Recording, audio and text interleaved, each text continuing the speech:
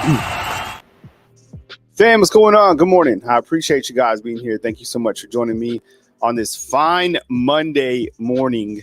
It is May 6th. Yesterday was Cinco de Mayo. You guys have a good time? What'd you guys do? Let me know inside the comment box. Lot to dive into this morning. Special thanks to residents in Ocean City, Maryland.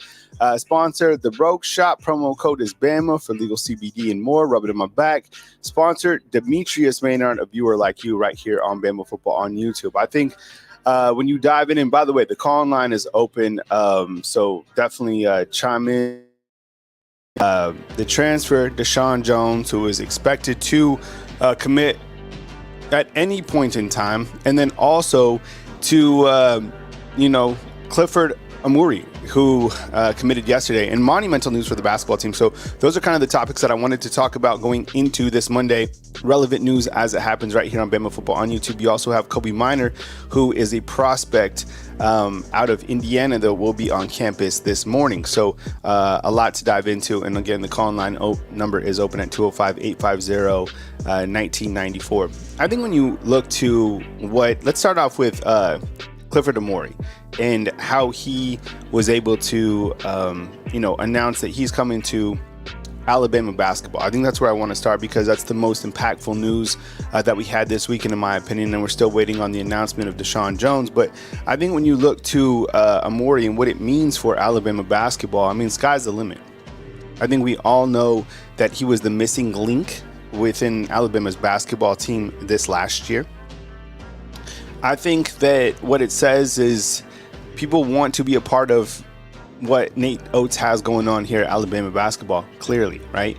And you look at the part that stands out the most is when I was kind of, looking at things that were popping up on social media, said that he reportedly turned down a $2 million offer from North Carolina, or it could have been another program. I think it was North Carolina, but can you imagine, that's where we are in today's college basketball world, right?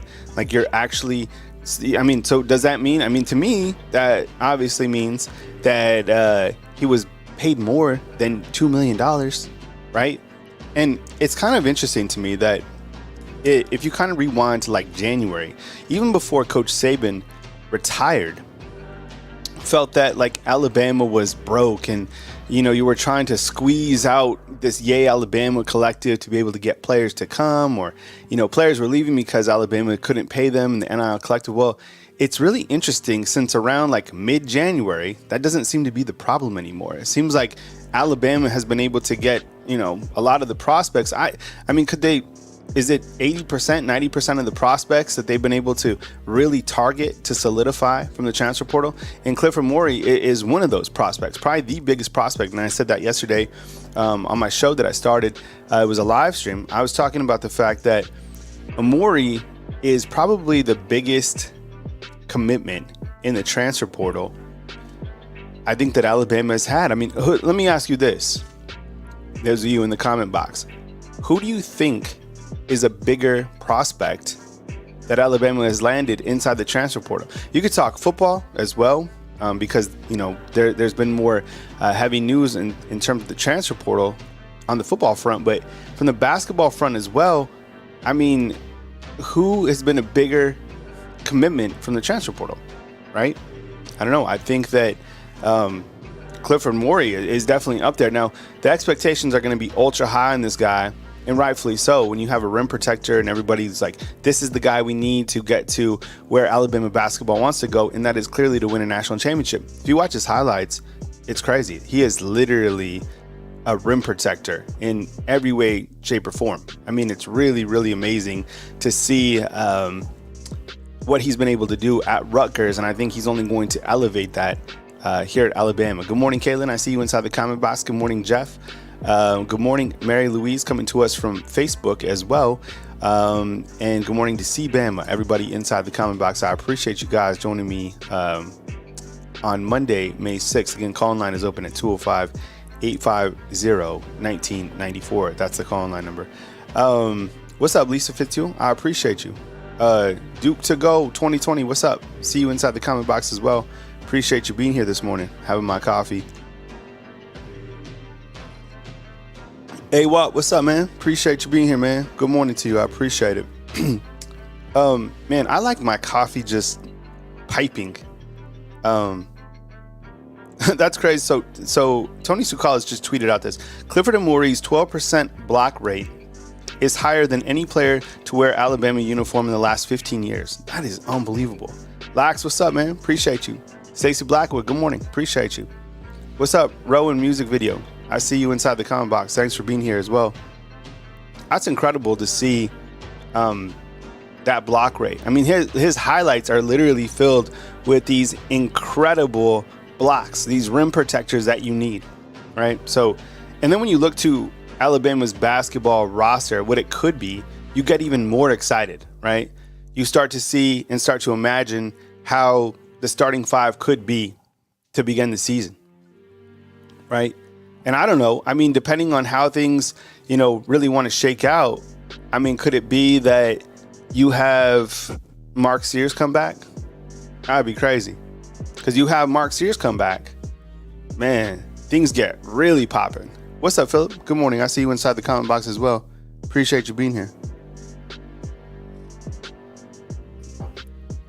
You have Aiden Holloway, who was able to come from Auburn. You also have LeBaron Philon, right? Mike, what's up, man? Appreciate you, man. Thank you so much for the comments. Stacy, what's up? I see you inside the comment box as well. Stacy says he is also in the 98th percentile in defensive rebound, which will help Alabama get out and transition a lot. Yeah, I think that, in terms of getting a big man, one of the things that I really wanted Alabama to bring in, besides just like a big man, was a guy who could run the floor, right? Run up and down.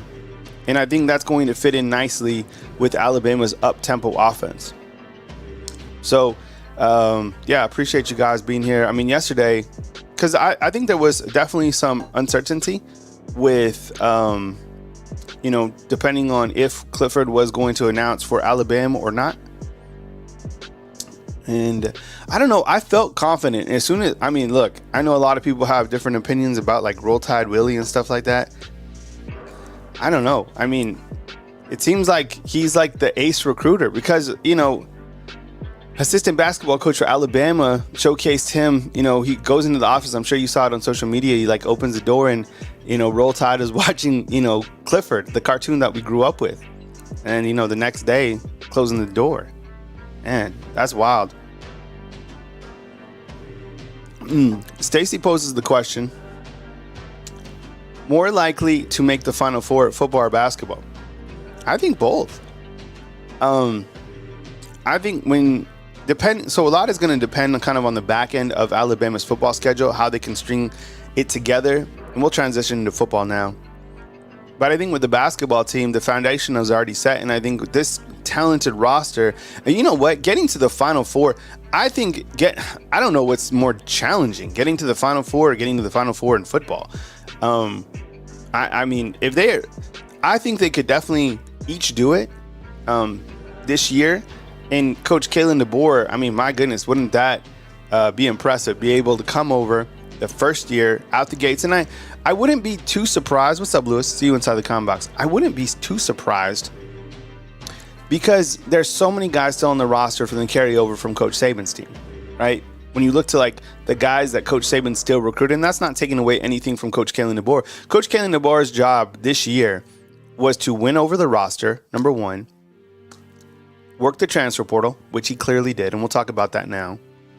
And then also, his job is to put a coaching staff together and a game plan together to build around the athletes that they currently have. Now, on top of that, and currently it's always going to be this way, is how are you recruiting the future roster, which I think he's doing a really good job at. He's out. He's been, he literally has not stopped. The guy is everywhere, whether that's in lower Alabama, here in Tuscaloosa, hosting prospects. He has not stopped. And the coaching staff, I think, has done a really good job winning over the players that want to be here. There's been some guys that are certainly that wanted to seek other pastures, and that's fine. But as we've learned, just because you leave, it's not like the grass is always greener. A prime example of that is Caden Proctor. I think other players that have left have realized that, Alabama's probably the place that they should have stayed. Like I think about maybe like Aaron Anderson that left, right? You know, and one prospect that I still think about that I wish it would have stayed was Drew Sanders a couple years ago. I don't know if Trey Sanders would have ever found his way onto the field. But, you know, transfers out, they hurt. All right, let's discuss. Call line is open too, by the way, 205-850-1994. And I think when you look to what's happening right now inside the transfer portal and the visitors that Alabama has, it's it's interesting to see what they're going to do from the secondary standpoint, right? I think that how Alabama will work the secondary will kind of dictate how good this team is throughout the season. And I think, and we've talked about this weekend, it's the most important area of focus now that you have your kicker on board. So I think, like, in terms of areas to focus on, you certainly have to take care of who is going to be the kicker, who is going to fulfill the secondary, and that's kind of what they're working on right now.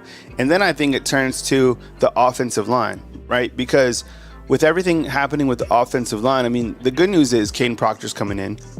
I know we had a difference of opinion about James Brockermeyer going out, but the kicker in the special teams, that's taken care of. James Burnett, Graham Nicholson, that was an area that you had to focus on. You took care of that. The secondary, I mean, and even Deshaun Jones, I mean, I've looked at his highlights, but I feel good about it. I don't know if he comes in and if he's a day one starter or not. I don't know that. But I think he certainly could be a guy that adds competition, adds value. And depending on, what happens with Kobe Minor, same thing. And I don't think any of the guys in is just going to automatically jump over a freshman, because these freshmen, they're already in the system. They're already, 5 stars, 4 stars that can compete at the highest level.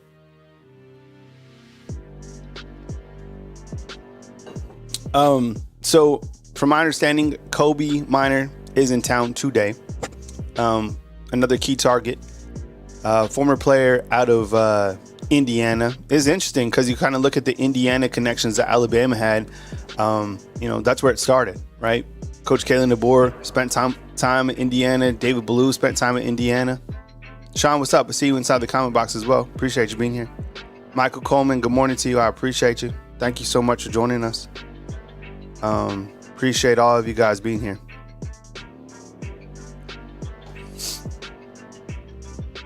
When I look to the offensive line, I feel good about the offensive line, but the only real question mark that I have with the offensive line is, like, this Parker Brailsford deal is like so intriguing. What's up, Philip? Experience is huge though.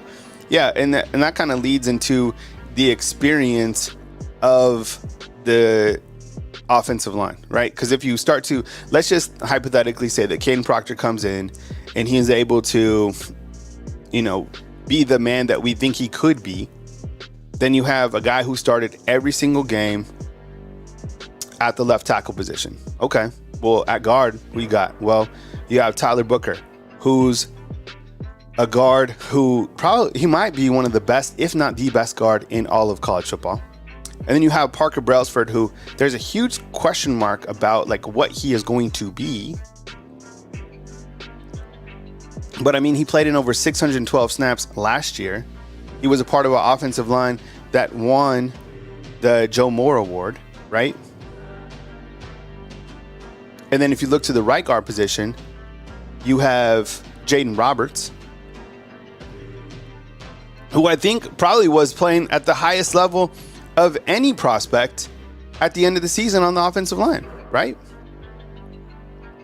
So you have that nucleus, and then I guess the only question mark is going to be who could be on the right tackle position, which I think probably will be Wilcom Formby, I would imagine, which is pretty cool to see because Wilcom Formby is ultra talented and a guy right here out of Tuscaloosa. So that's kind of how I see the offensive line shake out. So I feel good about that. So you don't necessarily need, a transfer on the offensive line because you got one in Caden Proctor. But I mean, the focus remains on the defensive secondary. Call line is open 205-850-1994. The strongest areas on Alabama's team is very easy to discuss, and that is the quarterback position along with the running backs. I think you could also probably argue the inside linebackers as well. But with Jalen Milroe coming back, all the experience. What's up, Beth James? I see you inside the comment box. You have all the experience in the world coming back, and the biggest playmaker in college football. And then you have this running back room, that we've highlighted many times. Richard Young, he showcased he's an absolute animal during A-Day. You also have Justice Haynes, who's, I don't even know how words to describe how talented he is going to be. And then among that, you have Jam Miller, who's probably the best kept secret in all of college football, right? So I would say, and do you agree with me, Undefeated, that you feel, let me ask you this. What is the stronger position group for Alabama? Is it the quarterbacks or the running backs, or is it another position that has the most talent? Quarterbacks or running backs? What is the overall top unit for Alabama? Let me know inside the comment box.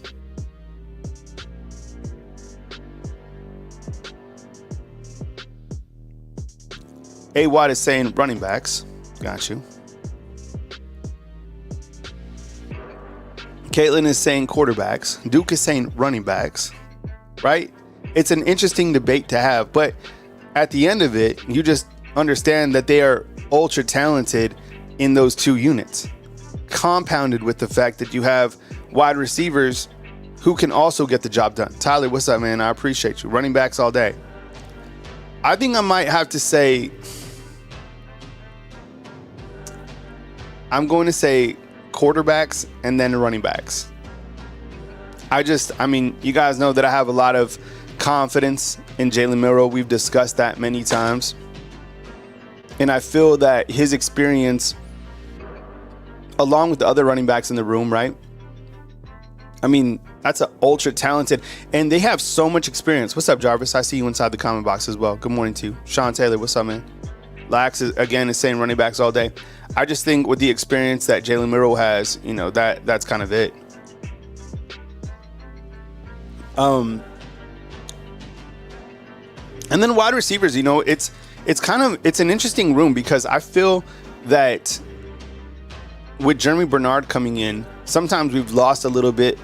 I don't know, like Kendrick Law, like people are going to this wide receiver room might be slept on. Kendrick Law, Kobe Prentice, I think are going to be household names. Jeremy Bernard had the best game in the springtime out of any of the wide receivers. But Emmanuel Henderson, we're forgetting about him, right? Kyle Hush, what's up, man? See you inside the comment box. Good morning to you. You forget about him.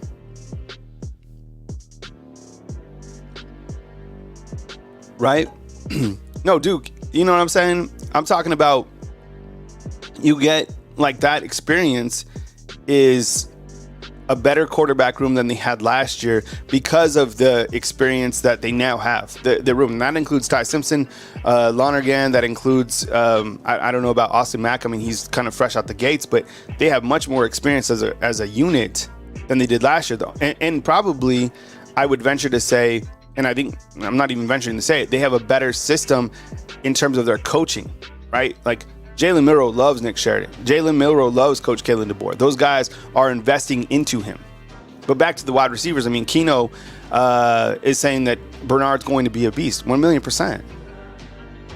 And think about this, and the wide receiver room might end up being the best group, because guess what? Rico Scott's not here. Amari Jefferson, not here. And guess who else? Who else isn't here?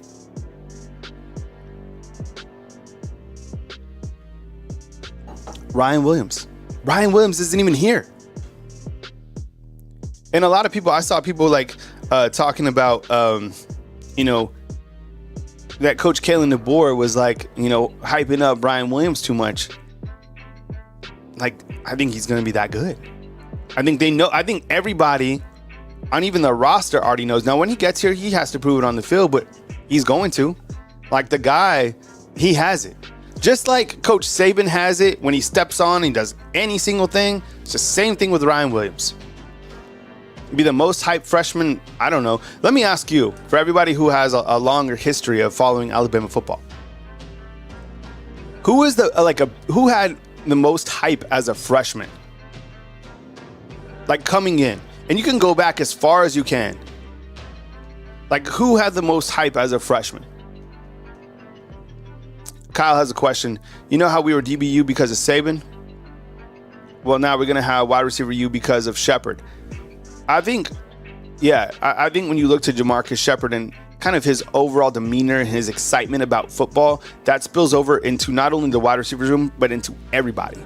Even everybody that covers Alabama football. Like, he has an electric personality that I think certainly spills over to everybody. It's really amazing. So everybody is saying, yeah, thank you. So Amari, but most of everybody is saying that Julio Jones. Yeah, I mean, I even saw yesterday that people were saying Clifford Amory was like the biggest addition since Julio. And that might be so for basketball. I mean, that's how, like, he was the missing piece. You know, it'd be like finishing a puzzle. I'm talking basketball here. Nate Oats has a huge puzzle, right? 1,500 piece puzzle. And you complete your puzzle and there's one piece missing. And you're scouring your house. This ever happened to you? You're looking all over, can't find it. Happened to us one time. Find that piece. That's what Clifford Amory is to Alabama basketball. The puzzle is complete, right?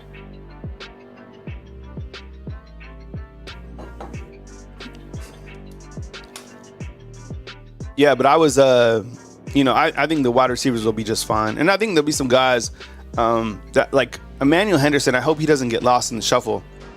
I think he needs to be utilized in some capacity. And I think he will. I think he has it in him. It's just the competition. Whoever rises in that wide receiver room, whew, my goodness, that's going to be wild, right? Reuben Foster, definitely a monster. Man, he was crazy. Jay Kirkpatrick had some buzz.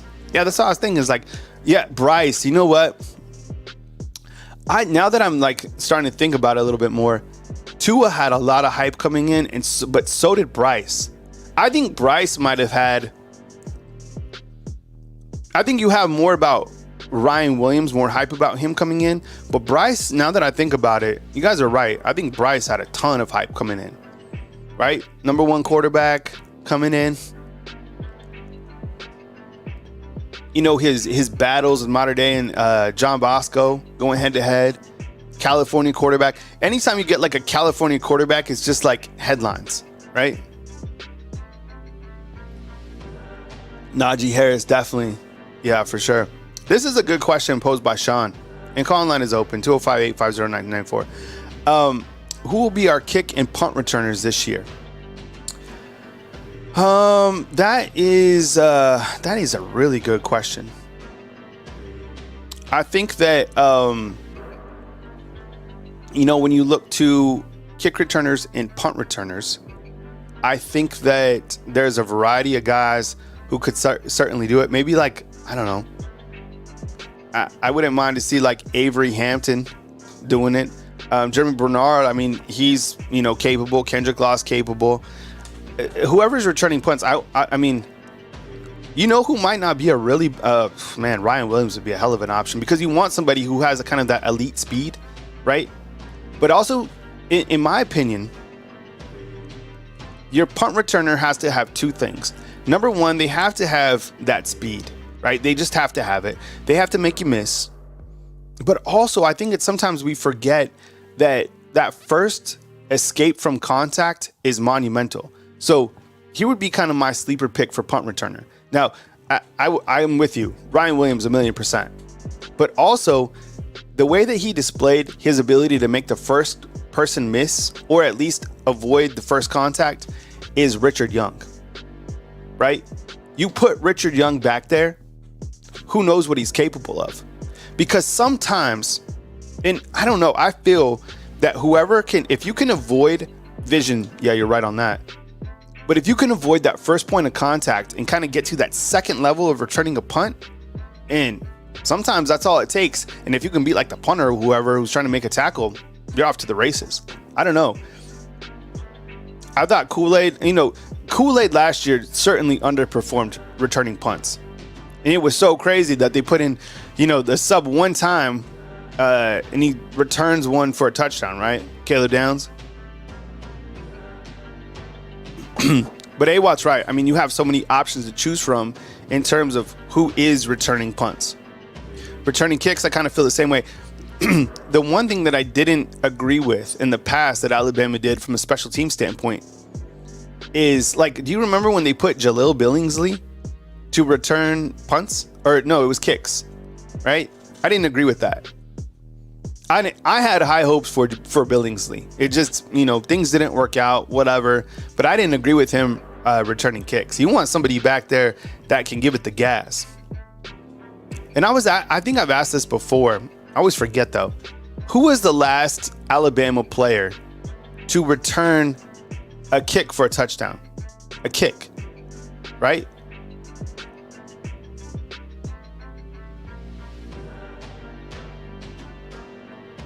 I don't know who it was. Ooh, I like Cole Adams. That's a nice addition as well. I think if I'm thinking back, Terrion Arnold returned a punt or a kick, but it was called back against South Florida, right? I think it was Jameson Williams. Man, see, Jalen Waddle, that's a really great addition to, an electric punt returner. Like, everything that he has, man, I'll never forget that punt return against LSU. That was crazy.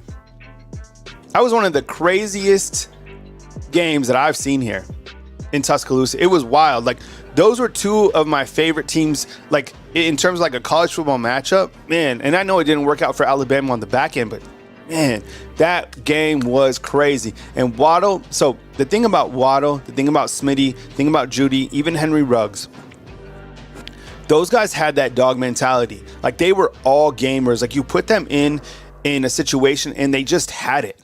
It was like they wanted the ball. They could perform at the highest level. Yeah, Tyler's right. That face mask grip, everybody remembers that. That was so crazy, right?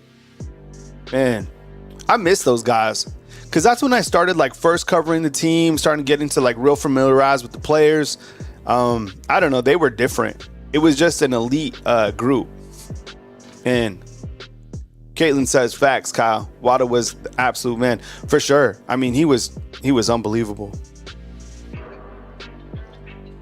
I'm glad we're finally talking special teams. Okay.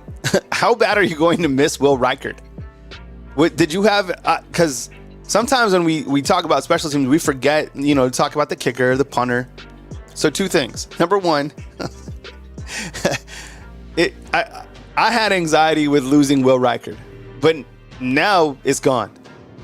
So you have literally, like, who does Alabama bring in? Graham Nicholson. I'm never going to stop talking about Graham Nicholson. And then you also have James Burnup at punter, right? James Burnap at punter. I don't know all of the punters out in college football, and I'm sure there's, maybe a couple of them that are returning. But James Burnap is such a weapon. He was a weapon last year, and he got better and better. But with him coming back, man, really excited about the special teams unit. Just really fired up. I haven't really talked about the Alabama defense. And I've asked this before, when you talk about Alabama's defense, and I don't know if this will happen, but I've heard this talked about before, is that Coach Kalen DeBoer, because he's an offensive-minded guy, he comes in and he kind of rearranges the systematic approach that Alabama has, from being kind of a defensive first team to just an offensive team. And I don't necessarily think that's true, because Saban wasn't, like, even though Saban was a defensive guy, he did a damn good job in the last 7-8 seasons of his coaching career to transition to an offense that Alabama now has today. He changed the way that he coaches college football. 1,000,000%. The way that he was able to change and have a quarterback that can beat you over the top, a balanced approach, a high potent attack. And think about all of the offensive coordinators that came in and out of Alabama, kind of ended up being, a blend of all of those coaches. But man, Alabama ran through so many offensive coordinators. I don't even know if I could list them right now. Good morning, Patriot Life. What's up, man? I see you inside the comment box right now. Right? Because when you think about who Alabama had at offensive coordinator, man, like, I guess like the only real stability you had was what Steve Sarkeesian was here for a couple of years. Bill O'Brien was here for a couple of years. But other than that, rotated and kept rotating. Bringing my boy Ty Hayes from Around the Table Sports. Ty, what's up, man? What's going on? Isn't it amazing to think about all of the offensive coordinators that kind of rotated, since I guess 2017 here at Alabama? Man, I might even go a little bit further than that, right? I mean, one of the things that's brilliant about what Nick Saban did, and it was something that was brilliant, but it also came with a cost, as does everything, right? Yeah. Every action has an equal and opposite reaction. But he recognized, hey, this isn't conducive to success. Every few years, I'm shifting out an offensive coordinator because this is a stepping stone job, not from a head coach perspective, but just being with Nick Saban offered you opportunities that you weren't afforded other places. So he got in, Lane Kiffin, Steve Sarkeesian, and they made an Alabama offense. That to me was always fascinating. I mean, really to this day, that really stands out to me as one of the more fascinating times in the Nick Saban era. And we've talked about this before. Do you feel that Bill O'Brien slowed Jalen Milroe's progress as a quarterback? Yeah, I don't think that there's any arguing that. Even if you're someone, and I know that a lot of the people in chat know I'm not a Bill O'Brien fan, but I do get people telling me a lot like, hey, I think you're being too harsh on Bill O'Brien. And I'm certainly open for that possibility. I'm not ruling that out. I'm not a fan, but anytime that your job is to be a mentor, a teacher, and that's what these coaches are. They're life coaches, they're coaches of young men, and they're football coaches. He straight up said, I don't think you're a quarterback. Go play running back or wide receiver. That in and of itself was detrimental to Jalen Milroe's development because he didn't have someone willing to work with him. I feel that this new offensive approach under Nick Sheridan, Coach Kalen DeBoer, Jamarcus Shepard, Adam's like, you guys blame everyone but Milroe for his problems. And so Adam has such a take on Milroe. And I think, I think some of that is from Milroe, but also some of that is because of the coaches that he had. Think about it. He had Bill O'Brien and then Tommy Rees. I think that did slow down his development. But I think these coaches that you have now, it seems like they've really kind of bought into Jalen Milroe and are really behind him and believe in him, Ty. Yeah, listen, I know some people in the league. I know some people that have worked with Bill O'Brien. It just wasn't going to work, right? At the end of the day, it wasn't going to work. And Adam, I'll give you this example right here. It'd almost be like if I was coming into law school, right? Having known nothing, and I need people to teach me all of these things. And in football, it's even more than that because they're supposed to help you break things down. Like you need that coach. But if I was in that position and the law school professors were like, oh, well, instead of me teaching you, just go be an engineer. And that's all the work they did with me is, well, we're not going to teach you. We're going to teach this other guy in the class. You go be an engineer. I just don't understand how we can absolve Bill O'Brien whenever he told him, you're not a quarterback, go play wide receiver. He wasn't working with him. That's his job. He failed at his job. So I don't understand. Like, if in my opinion, Adam, you say it's not that black and white, it's even more egregious on a football field, because Mm-hmm. at least in law school, I can pick up a book and start teaching myself. On a football field, you need that mentor, especially in college. Mm-hmm. So in my opinion, it's more egregious on the football field. Mm-hmm. David Mills, I agree. Milrow has plenty to work on, but would we be as excited to define him if Sark or Lane or Riley as offensive coach? Ty? Listen, David, I think this is a fantastic question, right? Because it bridges Adam's thoughts with some other people's thoughts.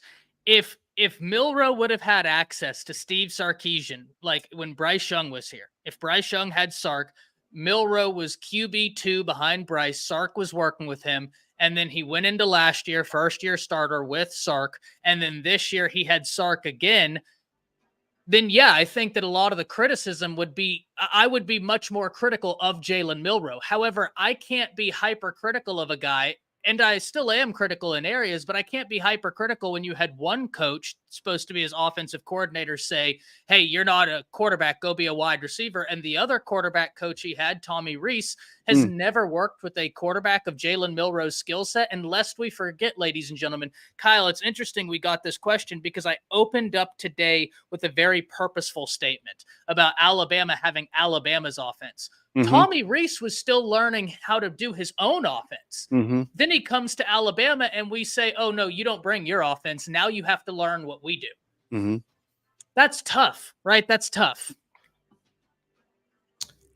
I would venture to say that since I was here, the coach that was the best offensive coordinator, and I got here right when Lane Kiffin left. And I know a lot of people have great respect for Lane Kiffin and what he did at Alabama, but I felt that, it's easy to point to Steve Sarkeesian as being the best offensive coordinator here because of two things. Number one, it was a balanced approach, but he had underneath Sarkeesian as well, he did a really good job developing those quarterbacks when he was here. And I think it just was the most balanced team that they had.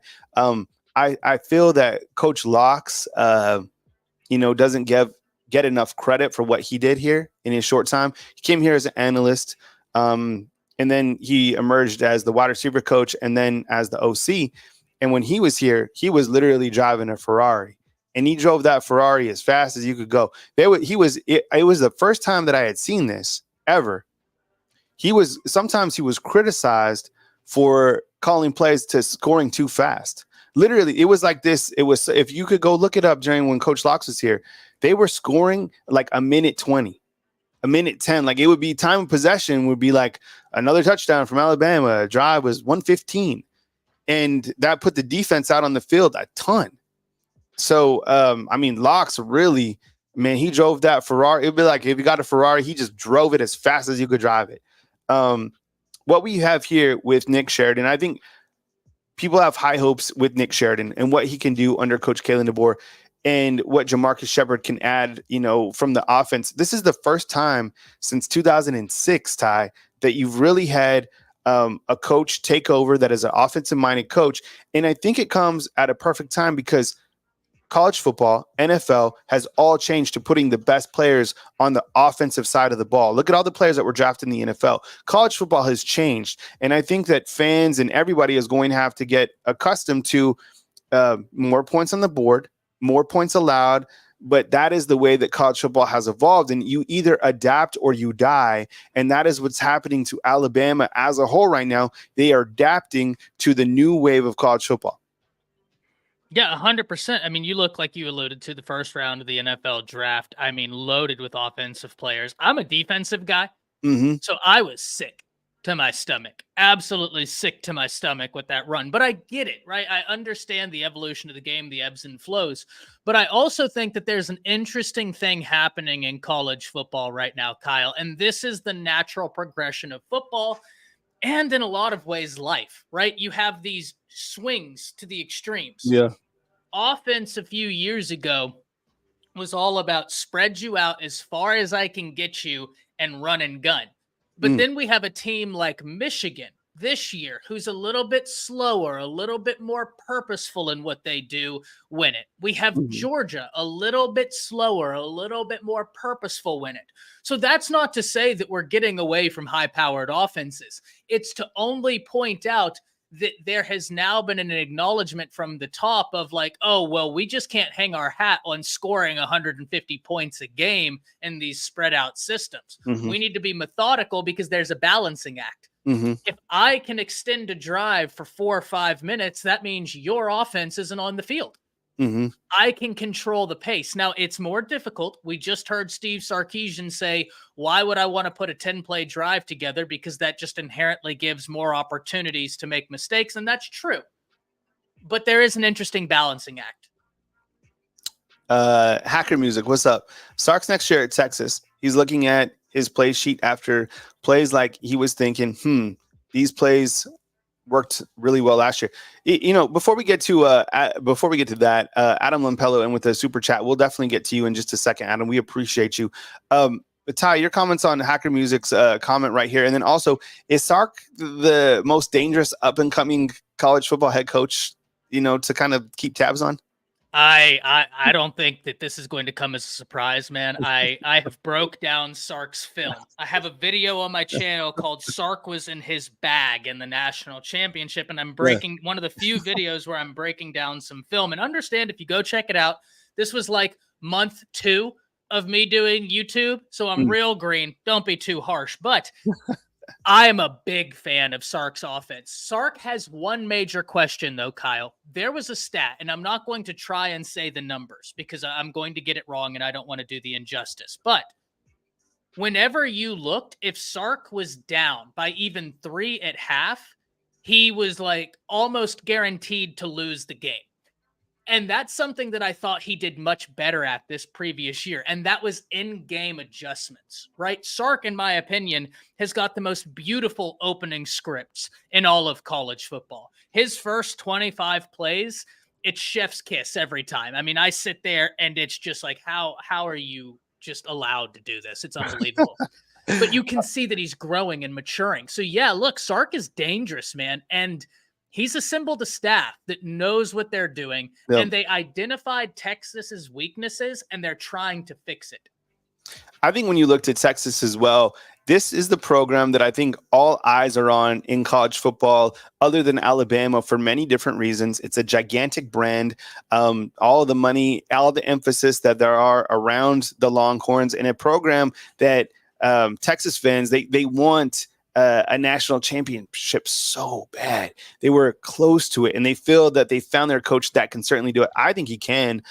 He is definitely the right guy for the job. I thought, when you look to paying coaches whatever you want, pay Sark. Like, they paid Jimbo, and they were hoping to do that at Texas A&M. They did the right thing with Sark. Now, with that said, with Texas coming to the SEC, that raises the bar of how good can you really be. Think about the head football coaches that you're battling with on a weekly, daily basis, whatever you want to call it, because the SEC don't play. And you look at all of the head football coaches here, man, there's some really good ones. Coach Kalen DeBoer, certainly one of them, about to prove his worth.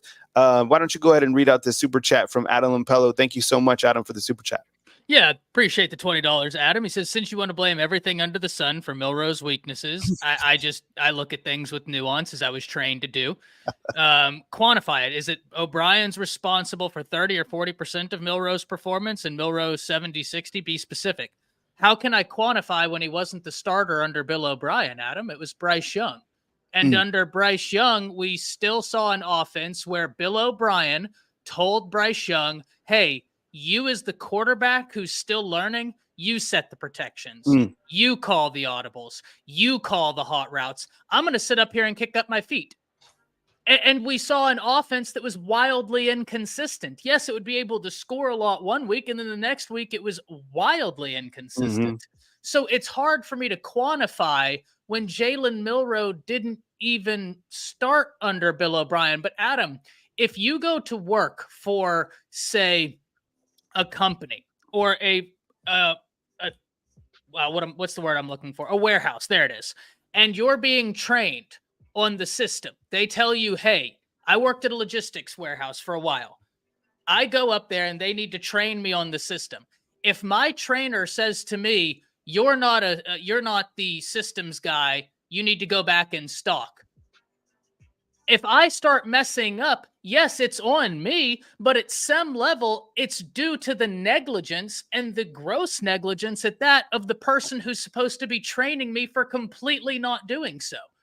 So I understand where you're coming from. Nobody is under the assumption that Milroe is perfect, but I think when you talk about this, Adam, all nuance and context to the situation leaves. And then you talk about Lane Kiffin with Jalen Hurts and how Jalen Hurts had Lane Kiffin. It didn't work out. But that even furthers my point. We then got answers on Jalen Hurts when he had a quarterback coach that has proven to do good work and worked with him, and the offense wasn't tailored to his success or strengths. We didn't have that with Milroe. Mm-hmm. So even your own example falls flat, in my opinion. Bama Football on YouTube. He's Ty Hayes. I'm Kyle Henderson, both of Bama Football on YouTube. You can also catch Ty on his own YouTube channel, Around the Table Sports. Ty, so it's expected that Deshaun Jones is going to commit to Alabama football at some point in time. Matt Zennett's spot on. And your take on this Alabama secondary. They got on Cam Howard. Don't forget about him from Charlotte.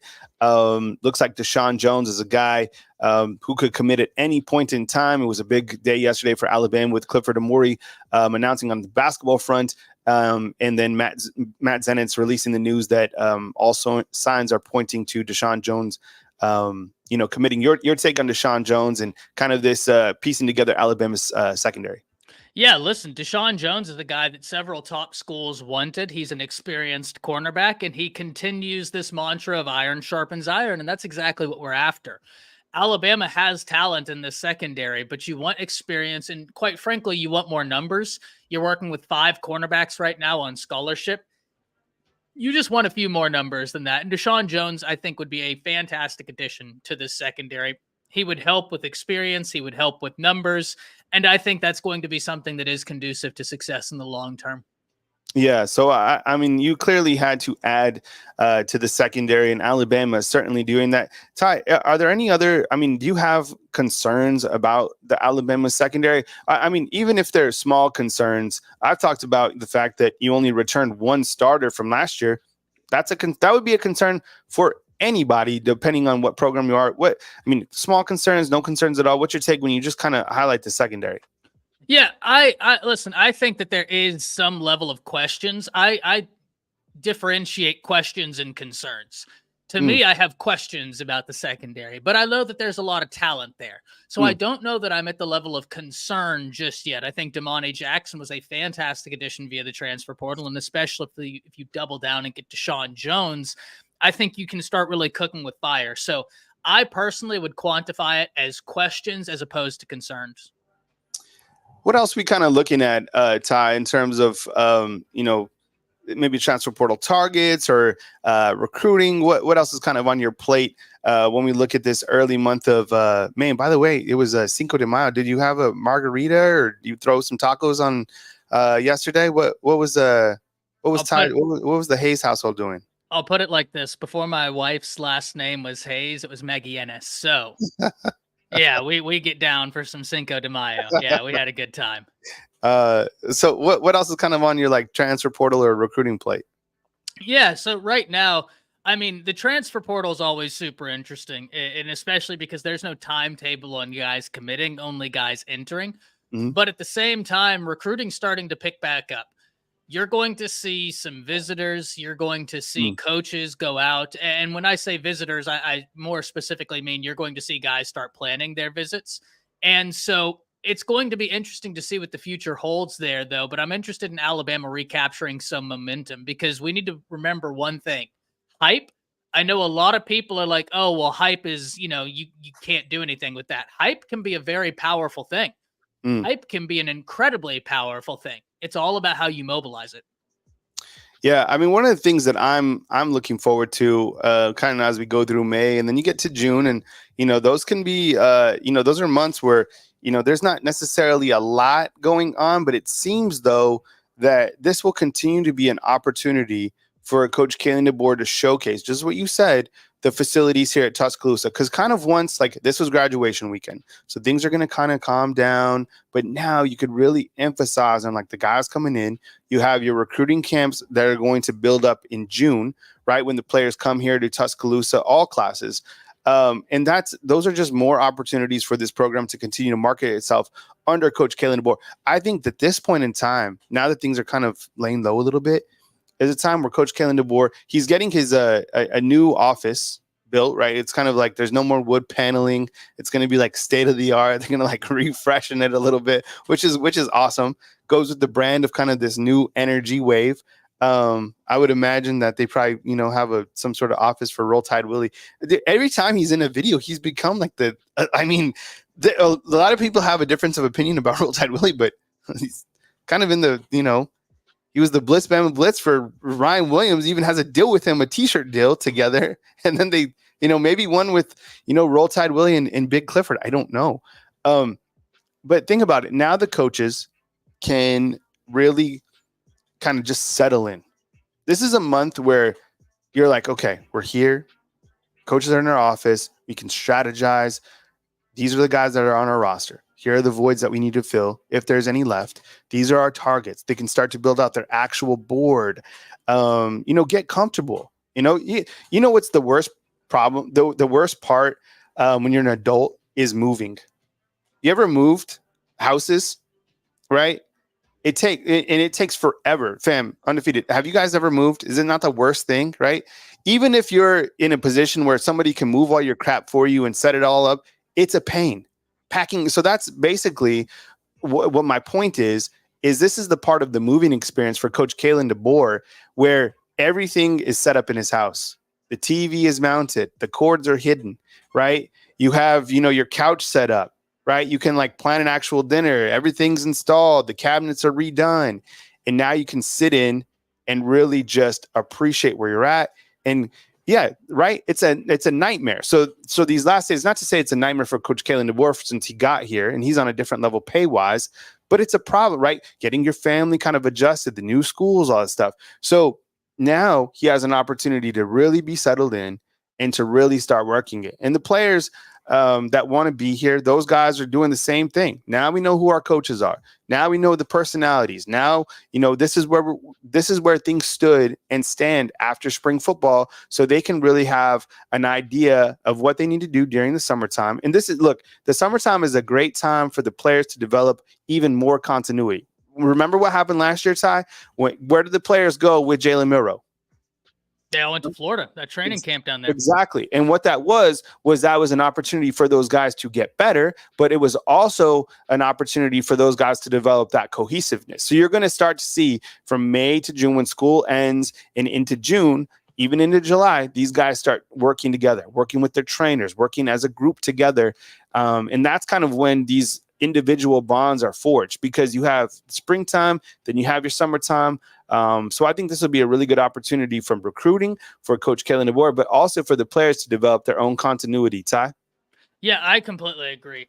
And it's one of the times where you take the lessons that were imparted on you from the coaching staff and you continue to drill those, right?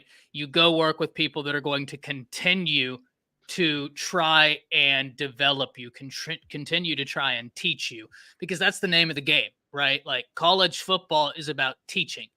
That's why it's so key to have coaches willing to do so. And right now, Alabama is filled with coaches that are willing to do the teaching, and these guys can now exit into summer and impart those lessons and continue to develop. Ty, before I get off my segment, when you look to and turn the keys over to you, when you look to Alabama's early season schedule, I think sometimes we just kind of bypass the first three games in that bye week and we go to the Georgia game. Like the Georgia game is the first game of the entire season. But I mean, so you have Western Kentucky. Okay, there, and these are facts. TJ Finley is their quarterback. Remember him? He faced Alabama when he was at LSU. He's a dynamic quarterback. He's like, I don't know, he's like 6'7" or something like that, right? First game. Then you have South Florida. Look, Alabama's going to beat both these teams. But that South Florida team, their head football coach, he's a damn good coach. And like that was say what you want. It was a challenge for Alabama last year in South Florida. Okay. And that team presents challenges just because of the way that their offenses ran. I believe that quarterback returns from last year, he was a problem.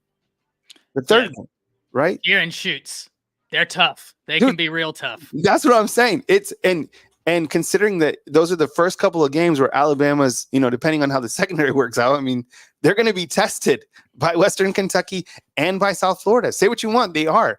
I'll like going to that game in Tampa. It was crazy because what South Florida did is how they spread out the field. They literally, their wide receivers are about an inch away from the sidelines. It's crazy on each side, right? And then the quarterback, he can basically just run up the middle, right?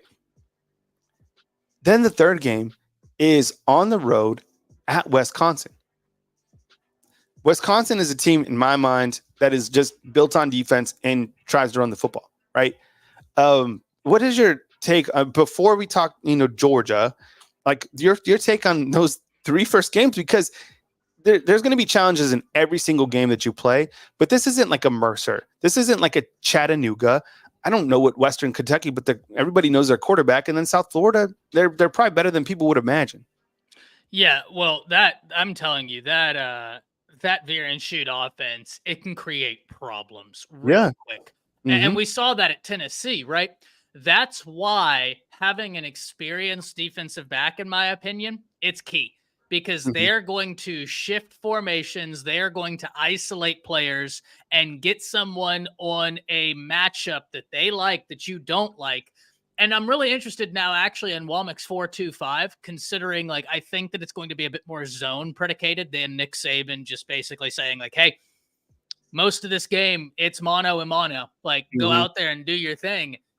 While Alabama certainly had the athletes to do that, one thing we must understand, college football is scheme heavy still for a reason, right? There's a reason why you will see times in college football, not all the time, usually talent wins out. It's just that usually when you're talking about the Georgias, the Bamas, they're bringing talent and scheme to the equation. But there's a reason why you can have a coach far exceed what they're doing because they're just scheming you up and you don't know how to stop it. College is that's why I continue saying coaching in college is so important. And this isn't just coming from me. This is coming from the guys who train these athletes. This is coming from NFL players that I talk to. I love that we get the veer and shoot test early because Tennessee is going to hit us with it. Yes. And it just offers something different for them to think about. So very, very excited about that. Yeah. And then you have a week to prep for Georgia. Which, I mean, I would imagine that Georgia's undefeated at that point in time. Alabama's undefeated at that point in time. You'll have 2 weeks to prep. It'll be a college game day. That'll be the time where Coach Saban, that'll be an interesting one, where Coach Saban is here at game day, here in Tuscaloosa, where he already has a statue. That's going to be like a monumental moment, right? I can't wait for that to take place. And I don't think Coach Saban's going to put Big Al on or anything like that, but I would imagine, he picks Alabama. I mean, 1,000,000% he picks Alabama, and so much is going to be on the line in that game. But still, depending on how the SEC is just the number one versus number two, but can you imagine the hype for that early season? There'll be no bigger game. Look, in the early season of college football is packed with some gigantic early season matchups, gigantic, especially in the SEC. But the Alabama versus Georgia one will be the Super Bowl of all events, Ty. Yeah, there's no doubt about it. And there are some huge games in college football this year, ladies and gentlemen. You have the Alabama, Georgia. That's huge. And one thing I love, and this is something that Coach Sean and I were talking about, Kyle. Whenever you looked at Texas versus Alabama the previous 2 years, Sark knew, hey, if I prep for Alabama all offseason, I can inherently prep us for our week 1 game because we should just go win that. But whenever you look at Georgia, they can't just prep for Alabama all offseason. They got Clemson first. Yes. And I know Clemson isn't that Clemson with Deshaun Watson and Trevor Lawrence fair.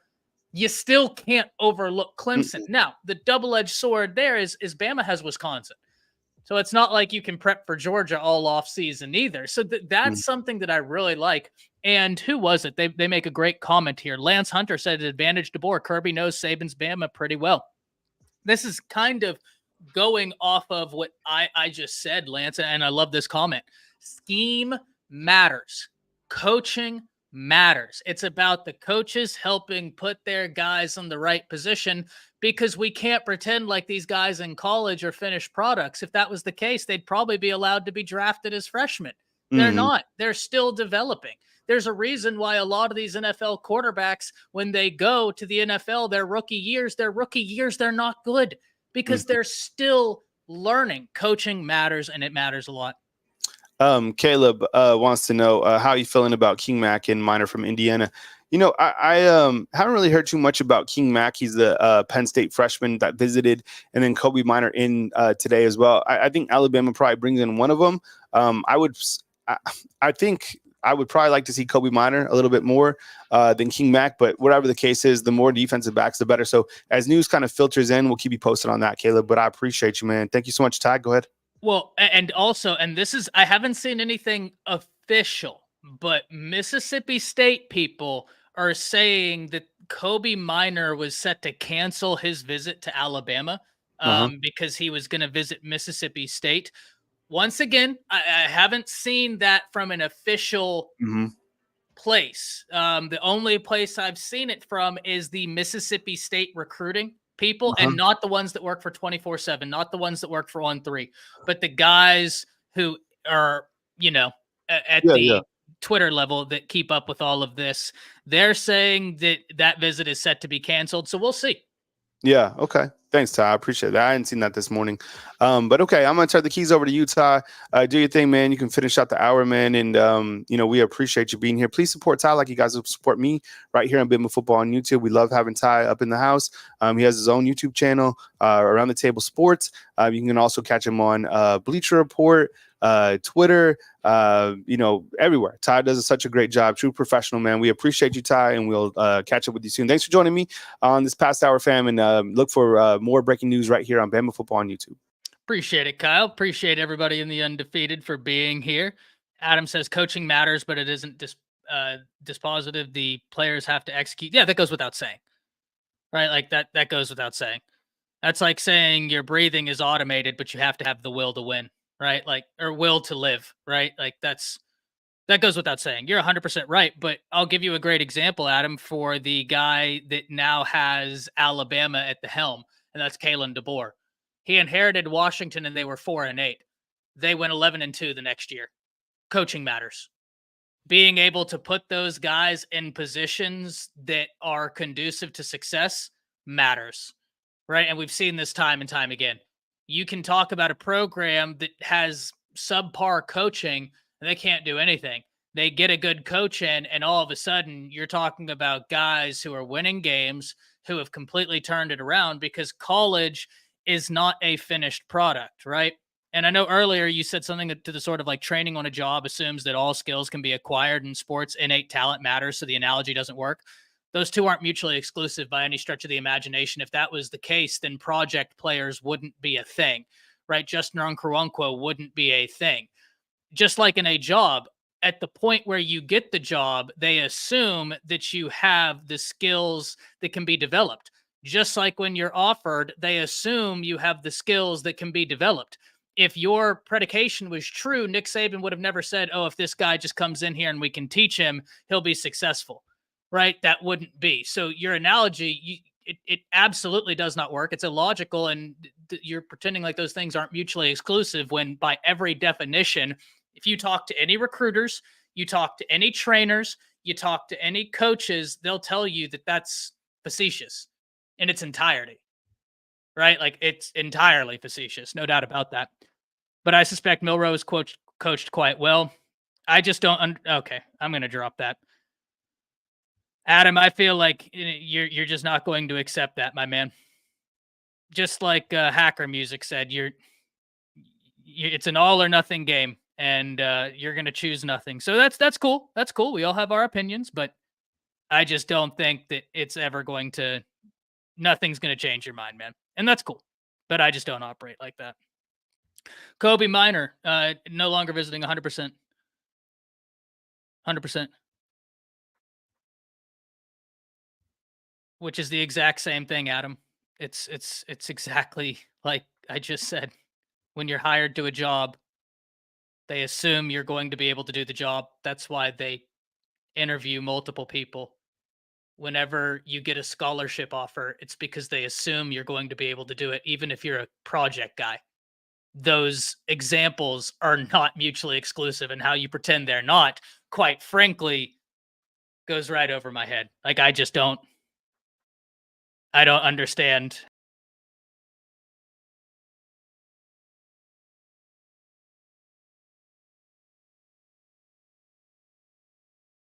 Auburn banished me to the transfer portal, but I'm back. Milrow by analogy lacks location and touch on intermediate routes. I mean, we'll see whenever we'll see this year. Right? We'll see. He hit a touch pass that this in the A-Day game that, you know, but Adam, that doesn't work. Like this example absolutely doesn't work. But I'm gonna leave it there, man. But I promise you, my brother in Christ, it doesn't work. I wouldn't steer you wrong. It just doesn't work. I've been doing this a long time. It doesn't work. Because then the example is, oh, well, he absolutely can't do it. He can do it. He was a top 100 player in the nation for a reason. So you're right. Like, there are certain things that, like, there's a reason, Adam, why I'm not the quarterback of Alabama, because I can't do that. I can't. That's why I wouldn't be an MLB pitcher. But Milrow obviously has the tools, or else he wouldn't be at the University of Alabama. Right? So that's where we're just gonna have to agree to disagree, my brother. No, I still love the discussions, Adam. I still love the discussions. Still love the discussions. Jaden Daniels couldn't either his first year. Joe Burrow couldn't either his first year. I mean, there are very few quarterbacks who their first year starting can, my brother. But once again, Adam, I truly do love these discussions because this is what we're all here for. Love you too, my man. Love you too. Brothers disagree. It's all good, man. It's all good. Now, I did want to hit this. We can't even get people to go through with their visits. Now, if I'm not mistaken, Jeff, the reason why Kobe Minor isn't going to visit is because Deshaun Jones is expected to commit, but we'll see. We'll see. Ladies and gentlemen, what a weekend we had. What a weekend we had. We had transfer portal visitors. We had great sports on. I don't know about y'all, but I was watching boxing. I was watching UFC. I was mad at UFC. I wasn't mad at boxing, but it was an interesting weekend. It was an interesting weekend, no doubt about it. Now, one thing that I do think is interesting is Khalil Jacobs, the inside linebacker for South Alabama, who is set to visit the Crimson Tide this weekend. He actually didn't make it. He didn't make it. He's set to visit next weekend. And this is a double-edged sword. Any updates on Kobe Minor and King Mac? Freddie Hull says. So Kobe Minor, George just confirmed. I don't believe he's set to visit. I saw a lot of people on the Mississippi State side saying that he's in Starkville. And, well, I know he's in Starkville. He tweeted that he was in Starkville, but I saw a lot of people from the Mississippi State side saying that this Alabama visit wasn't going to go through. And I believe that's predicated on Deshaun Jones being expected to commit. Hopefully that goes through, because if not, then Jeff, I will certainly join you, my man. I will certainly join you. I will absolutely join you if we don't get Deshaun Jones, and actually being a little bit worried, like, okay, why don't we do something? Justice Terry's set to visit Jeremy, amongst others. Justice Terry's set to visit, and there's a few other defensive linemen I can dig into here in a bit. And in terms of King Mac, I was actually just thinking that this morning, man. After I get out of here, head over to my channel and talked about some of the recruiting updates from this weekend. And I didn't talk about King Mac only because I haven't heard anything. And sometimes no news is good news. We'll see. We'll see. But I don't have much of an update on King Mac. I haven't been told anything like that. Ty, does scholarship become available when a kid enters the portal or when he leaves? That's like putting in a 2-week notice if you get another job or not. This is a great question, LA. This is a fantastic question.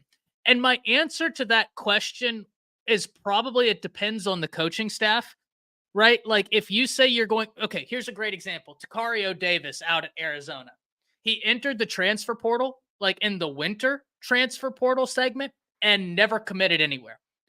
Kept working out with the team, kept going, and he just stayed in the portal, almost like in limbo. Now, I am of the mindset that if that coaching staff wasn't able to get a commitment from him saying like, oh no, I will withdraw from the portal and I'm here, they can go out there and get a transfer cornerback and put him on roster and kind of tell Tacario Davis, too bad, so sad. He committed to us, you didn't. So I love this question, LA, because it to me is much more predicated on what the staff wants to do. Jor comes in here and kind of answers it, saying staff can pull it if they wanted to. So there's nothing contractually as far as, well, there's nothing that like states they can't just take away that scholarship. The second you enter the transfer portal, even if you don't commit to anywhere, if your coaching staff is like, okay, well, if I don't know that you're going to be here, even though you haven't committed anywhere else, even though you're still around, I'm going to start recruiting other cornerbacks. And if I get 3 other cornerbacks and we look up and we're at 85 and you haven't committed to us yet, sorry, man. They committed, you didn't. It's one of those, right? So, yeah, no doubt about it. No doubt about it, Adam. That was a huge win. Huge win. That was Bama's biggest crux in basketball this past year, was not having that big interior presence. And I don't know a ton about basketball, but when I was watching Alabama hoops, I was like, they are so darn good. But there's one area where it's like, if you could get this, you would take it from being so darn good to like, oh my God, you could contend for a championship. Plus, they ran into UConn, right? Like, UConn was ridiculously good. Didn't UConn only lose 3 games, or am I tripping? I thought that last year UConn only lost 3 games, and that's just like, that's incredible. But that's UConn, man. I'm telling you what, they up there, they take that basketball like it's religion. They treat basketball up there like we treat football in the South. I was going to say Texas, but if you've been around the South, you know. Merton says no more Merrill, huh? I actually think Merrill, I was talking to him. I think he's set to come join us here soon. I was actually talking to him last week, Merton. I really like that guy. Any chance I get, Merrill and I chop it up. Really good dude. Really good dude. Would really like to, be able to work with him more. I really like Merrill. So we'll see, though. We'll see. I shouldn't speak for anybody. I haven't looked over how many. David, I hate to be the one to tell you, man. I'm not 100% certain. I'm not 100% certain. Is Crawford and Autry, who are committed to Auburn, not interested in Bama at all? Jared Smith and Grady also. Top state guys seem we have more interested in other players. So, Mike, this is also a great question. I think it's also one of those things, Mike, where we have to acknowledge all of the players you just listed.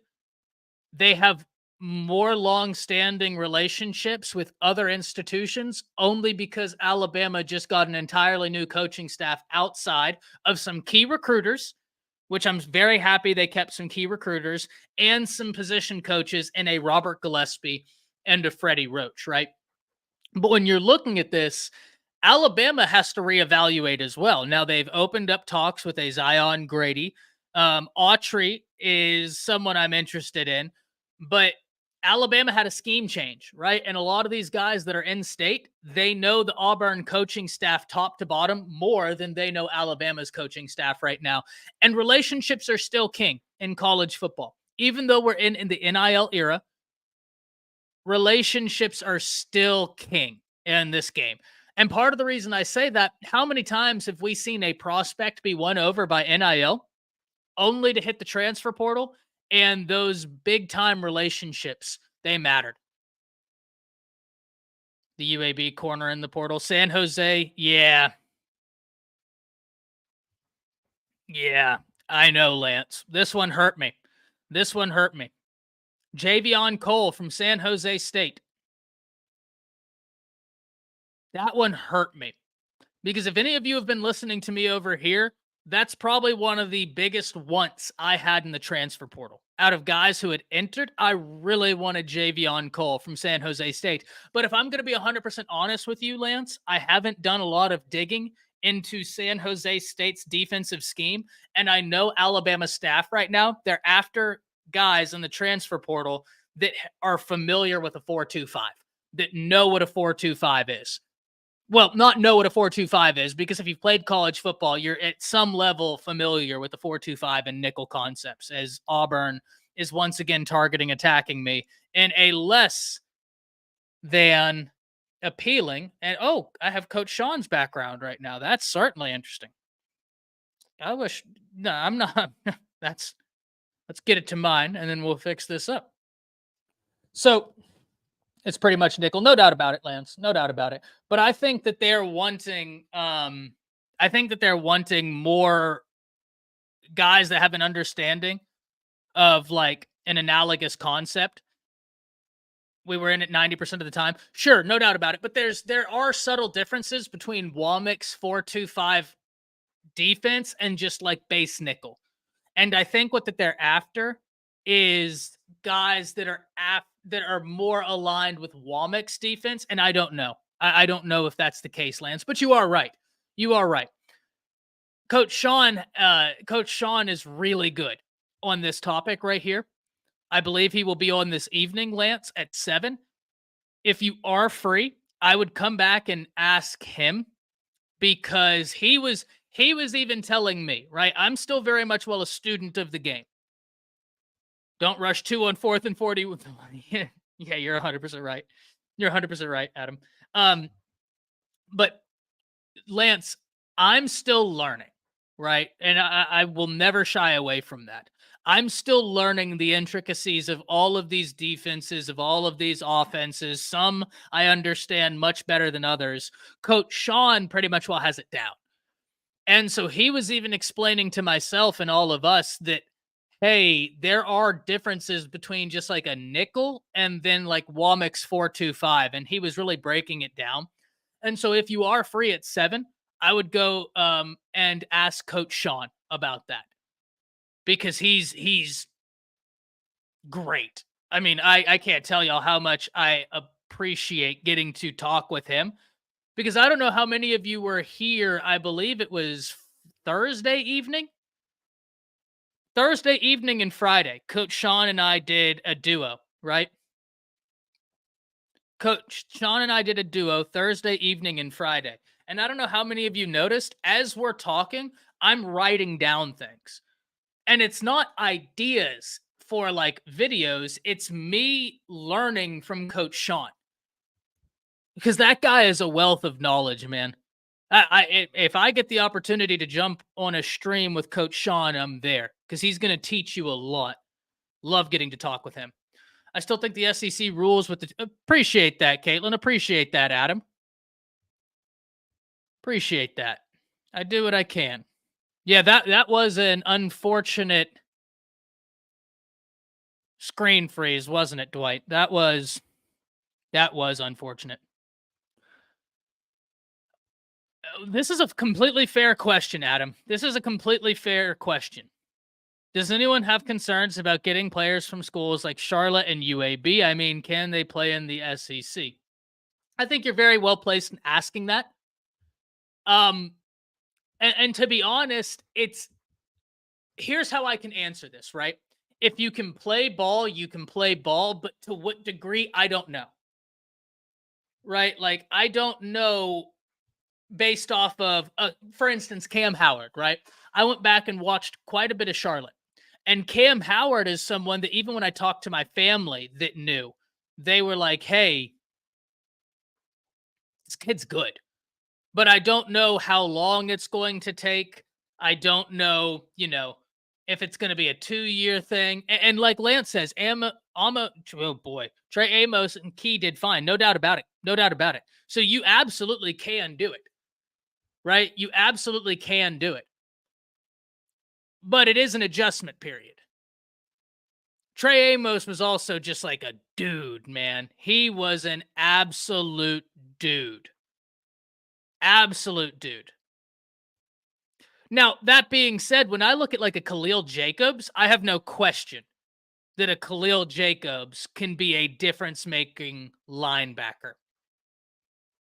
Right? I have no question that Khalil Jacobs can be a difference-making linebacker. I don't care that he comes from South Florida. Now, the reason why I gave you Cam Howard as being a great example is because when I talked to my family that are in the Charlotte area, they really liked his future. They were like, hey, this kid's going to be hard to keep off the field. And some of them were really bummed out. But it's harder for me to be like, oh, yes, Cam Howard is definitely going to translate when he was still very much, learning. Whereas when I look at Khalil Jacobs, if you were to ask me like, hey, what about a Khalil Jacobs? I'd be like, no, that guy can play. But I would have felt the exact same way, Adam, about like a Javion Cole out at San Jose State. If Alabama would have won that one, I'd have told you, like, he can play. Texas won it. He's going to be in the SEC. That cat can play. He can play football now. I really like his game. I was really hoping we would be able to win that out. Yeah, I agree with you, Freddie. I don't think there's any debate to it, right? I think that whenever you look at this, the ability to be able to get guys from your own conference was big, and every other conference can do it except for the SEC for doing the. Oh, 100%, Matthew. 100%. We can acknowledge like, hey, that was a bad look, right? Bad look. Because the goal line is constant. You know what I mean? Like, even from a young age, I have to cross the goal line with the football before it's a touchdown. But it's not indicative of long-term play. No doubt about it. Good point, Freddie. Yep. That was a really good one. I bet half the 5 stars weren't drafted in the top 2 rounds. So I actually had boy, it's going to be tough for me to find, but there was after a really interesting numbers thing where you were like 10 times more likely to be drafted in the first round as a 5-star than a 2-star or lower. You were like 5 times more likely to be drafted in the first round if you were a 5-star as even opposed to a 4-star. And then the NFL draft outside of that was very interesting. Very interesting. Ty, did you see that? Yeah, man. I'll tell you what, everybody thinks Texas is just football. They run. Man, like the track out here is wild. Absolutely wild. Yeah, David, we were discussing it on Twitter. Me and a guy that I create a lot of content with, we were discussing it, kind of breaking it down because it's interesting. It's interesting. Yep, Jalen Key was from UAB. And he did a really good job. I think your question is well placed because it's not like it's always going to happen, but this is why, Adam, to answer your question in the best way I possibly can, it's all up to the evaluations. Nick Saban and that last coaching staff, they were able to go into these smaller conferences and get guys because they had an unbelievable eye for talent, an unbelievable eye for evaluations. That's why Nick Saban's draft percentage is so high. His first round percentage is so high because he knew what he was looking for. He knew the traits he wanted and he could capitalize on it. So until I'm given a reason not to trust this staff's evaluations, I'm going to trust them. At the end of the day, right? Like we can all sit here and say, oh, well, Cam Howard only started 2 games at Charlotte. But if the staff has good evaluations and they know what they're looking for, I'm going to trust it until given a reason not to. So it's going to be really fun, right? Texas is also great. Yeah, Texas, man, it's the way they invest in sports down here is just unbelievable. Unbelievable. My wife and I were going on Friday out to McKinney.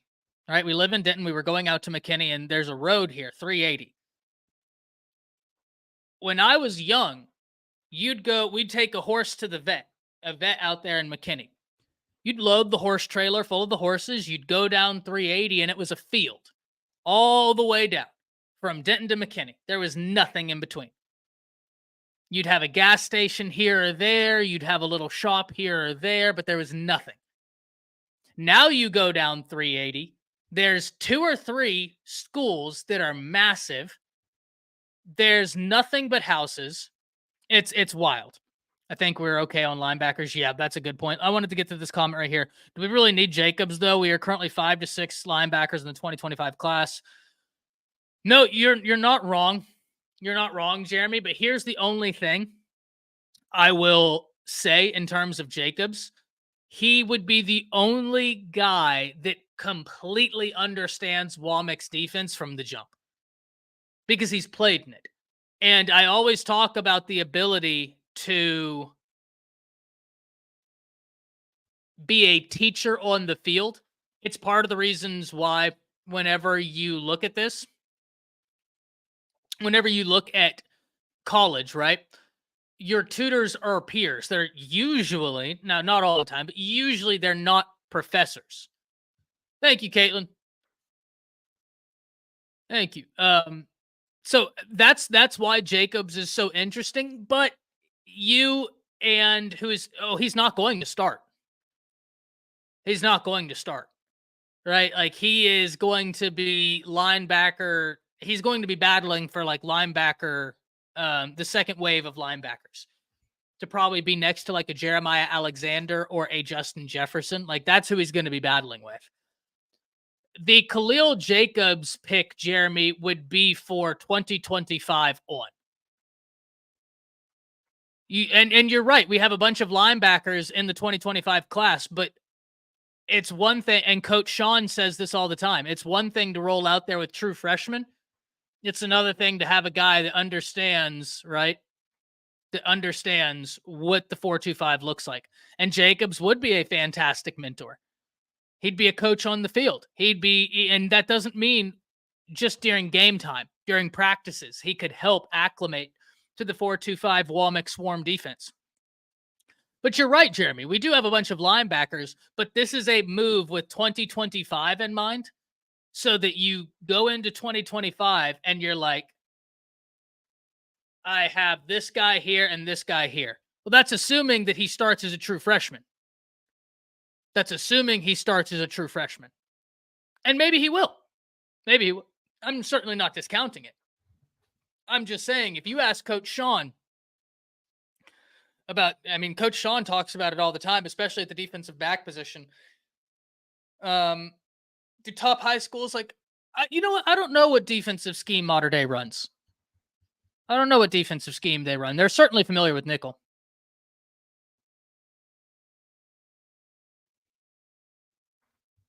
Stop worrying about how many 5 stars we have at DB. If that were key, Bama would win the Natty every year. Well, in fairness, old rock guy, pretty much every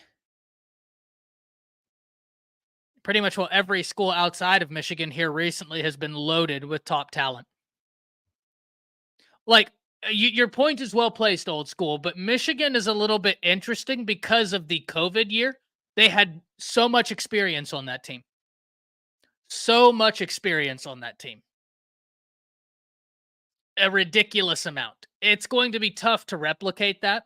Now, you're certainly well placed. There's no doubt about it. But what I would say is they were still blue chip guys all over the field, and the blue chip ratio is a thing for a reason. And then, yeah, Michigan won it this year, but outside of that, you're talking Georgia winning it, loaded with 5 stars. Georgia winning it before, loaded with 5 stars. Bama winning it, loaded with 5 stars. Right? And even when Clemson was winning it, loaded with 5 stars. LSU is a little bit interesting because LSU 2019, LSU is one of 3 teams to win a national championship since 2000 with the scoring defense ranked outside the top 30. Right. So they're a little bit of an anomaly, a little bit of an exception as opposed to the rule. The 3 teams that have won a national championship since 2000 that had a scoring defense ranked outside the top 30. You're talking Cam Newton's Auburn. You're talking the Ohio State National Championship. And you're talking 2019 LSU. And their defenses weren't bad. Like the worst defense out of those 3 was the Cam Newton Auburn year, and they were like 47th in the nation. Off the top of my head, I might be off by 1 or 2, but you get the point, right? So it's one of those where it's like, it's very interesting. It's a very, very interesting conversation to have. I'm very interested in Michigan this year. Both of you were very well placed with these comments. Thank you for that, Caitlin. She was supposed to go get her free breakfast this morning, but she was running a little bit late. Right? Running a little bit late. Most of them, yeah, no doubt about it, Jeremy. No doubt about it. I think Khalil Jacobs, man, is something that, like, if you get him, it's good. But if not, I see both sides of this equation, Jeremy. I certainly understand where you're coming from. Because if you don't land Khalil Jacobs, it's like, okay, we just roll with Justin Jefferson, Jeremiah Alexander, Justin Nkwonkwo, and any of the. So it is an interesting conversation to have. I think experience is always something that's nice to have. I think competition is always something that's nice to have. And I think that the ability for someone to be a mentor in practice is nice. But let's be honest here. If you told me, Ty, you can only land a defensive back or a linebacker in the transfer portal, I'm not going to give it a second thought. My answer is going to be defensive back. Easy peasy. So it's an interesting conversation to have, Jeremy, no doubt about it. And you're 100% right here. Dijon Lee is a very key prospect. Very key prospect. I don't understand. I saw a graphic and there was a kid who is entering the transfer portal and it said he was a part of the 2018 recruiting class. And I was like, what? What? Is Jacobs, and he's kind of a hybrid, Matt. Like Jacobs is a really interesting player because he'd be used as a hybrid.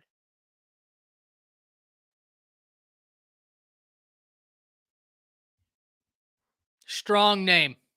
Strong name there, Ty Desmodo. I like that name. No doubt about it, Johnny. No doubt about it.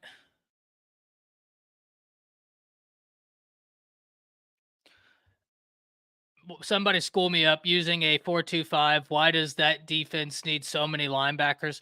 I think for and this is a question, David, that I would certainly direct 7 p.m. this evening to Coach Sean. He's going to be able to answer this much better than I will. I'm going to only be able to give you my opinion on this, and I do want to preface, this is just my opinion. You could go ask Coach Sean tonight, and Coach Sean could say Ty's an idiot.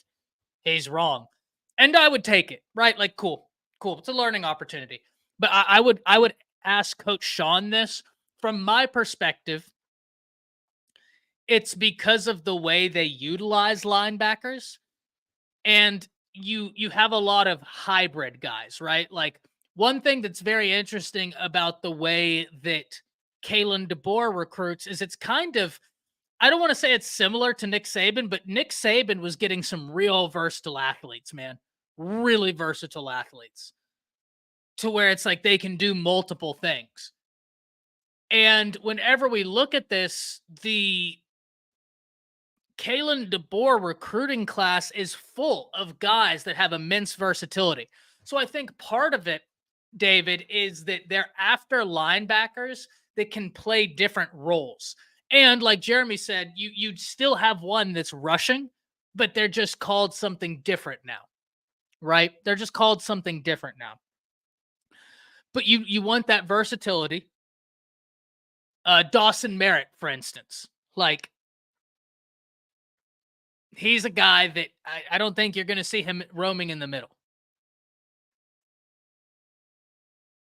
So in essence, it's a 3-3-5 with one edge walked up at all times. Yes and no, David. I think that that's where the versatility is so key, right? That's where the versatility is so key. But please ask this to Coach Sean, because Coach Sean, like I said, he played the game. I'm just simply a student of the game. He played. He played. He is super knowledgeable.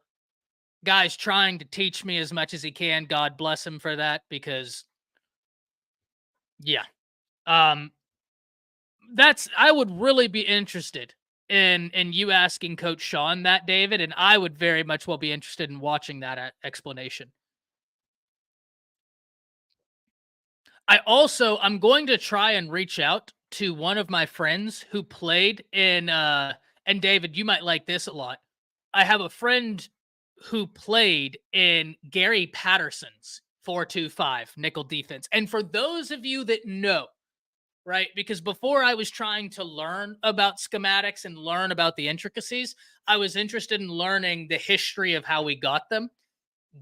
Gary Patterson is like that dude when it comes to 4-2-5 nickel. Like he is one. Dave Womack and Gary Patterson. And even if you really go back, like way back when, Saban, though he didn't base out of a 4-2-5, he foresaw the viability of a nickel defense way before it was like commonplace. He actually there's an interesting book. I continue to recommend it. This one right here.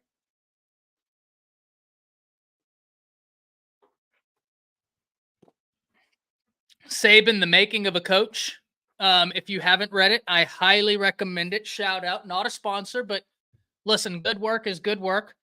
And it talks about how when Saban was in the Big Ten, when he was still really cutting his teeth in college football as an assistant coach, he was butting heads with some of the guys up there because they were like, oh, well, no, you need a safety that's going to do nothing but be able to walk down in the box and stop the run.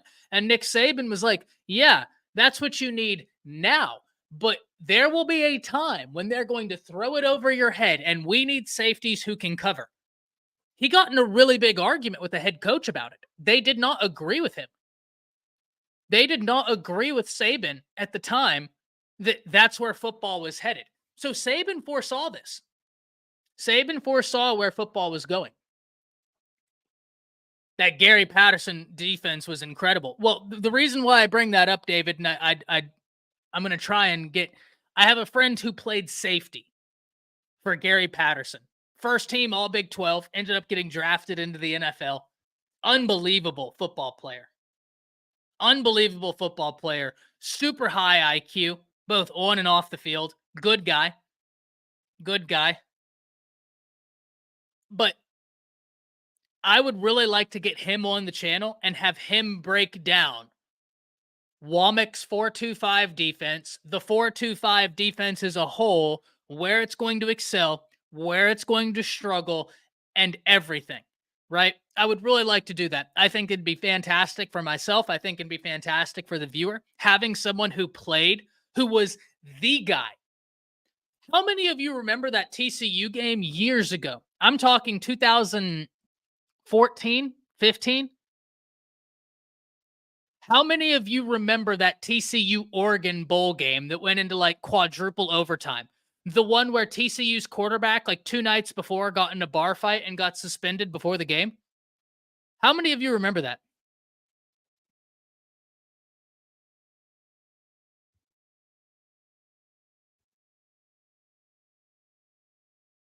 All right. Let me know down below in the chat. How many of you remember that TCU Oregon bowl game?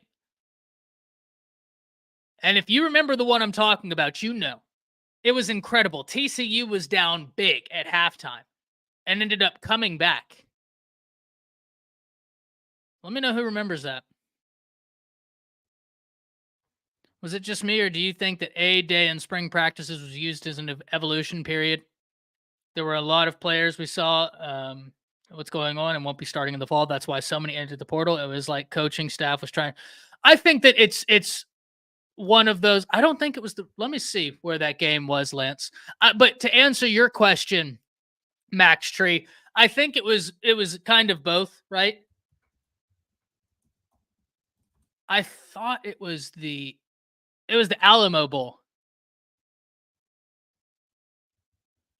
It was the Alamo Bowl. It went to third overtime.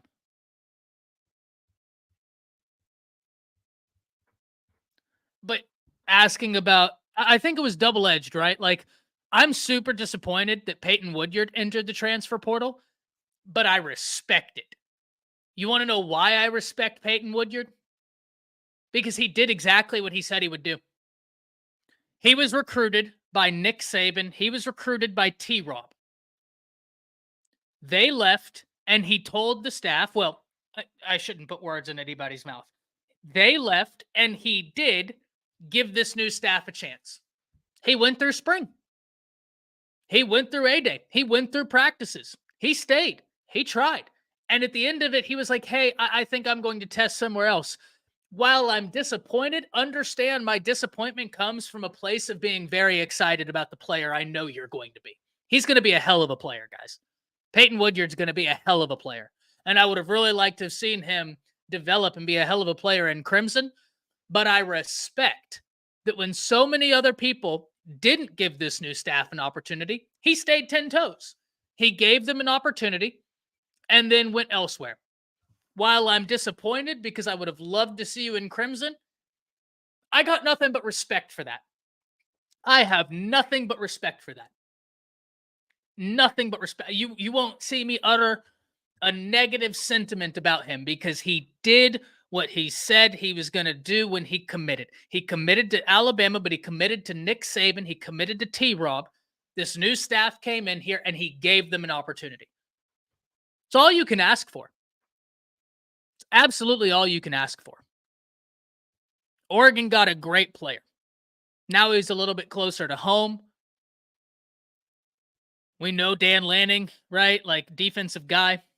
So listen, hats off to you, man. I would have loved to see you play for the Crimson Tide, but hats off to you, man. I got nothing but respect for it. I remember it vaguely. I remember the game, oh, yeah. We were at my house. I'll never forget that, being very young, watching that one. Brian, you remember that game? The TCU Oregon Bowl game? Well, the guy I want to bring on, Denzel, he's the guy that in third overtime, Oregon's quarterback threw it to the end zone. One of the wide receivers broke free, and Denzel actually came off of his assignment and dove. Denzel's the guy who dove and swatted the ball out of the air to secure the win for TCU. That's Denzel. And he actually has a highlight tape on YouTube. One of those major highlight tape makers made him a highlight tape on YouTube. That dude was so good. It was crazy watching him play football. Crazy. And his IQ, I'm telling you, man. His IQ on and off the field, as smart as can be. My mom always used to joke, right? Because Denzel, we do this thing at my house because I lived on the horse ranch. We do this thing at my house every year where for the college football national championship, for the Super Bowl, it was just no. Everybody's coming to the ranch, and we would have the football team, the basketball team, the soccer team, you name it. Like we would have 50, 60 people at my house watching the Super Bowl or the national championship. We'd be out on the dirt track playing football all day before. Like that was just religion. And I'll never forget. I got some funny stories about Denzel, man. My mom used to make a dessert that was awesome. Awesome. It was like I don't know how to even describe it. I think it's an eclair, but I don't know. It's just so good. It's like chocolate graham crackers and pudding. But that sounds super simple, but it was good. So good that she would have to make like 4 whenever we had that event. And one time there was only one piece left. And everybody's like boxing each other out, trying to get to the one piece. And then you just see Denzel swoop over everybody and grab it with his bare hand. Grabbed it with his bare hand, slapped it on the plate, and went and sat down next to my dad and started eating. But my mom always said, she said, if that kid doesn't make it to the NFL, he can be a doctor.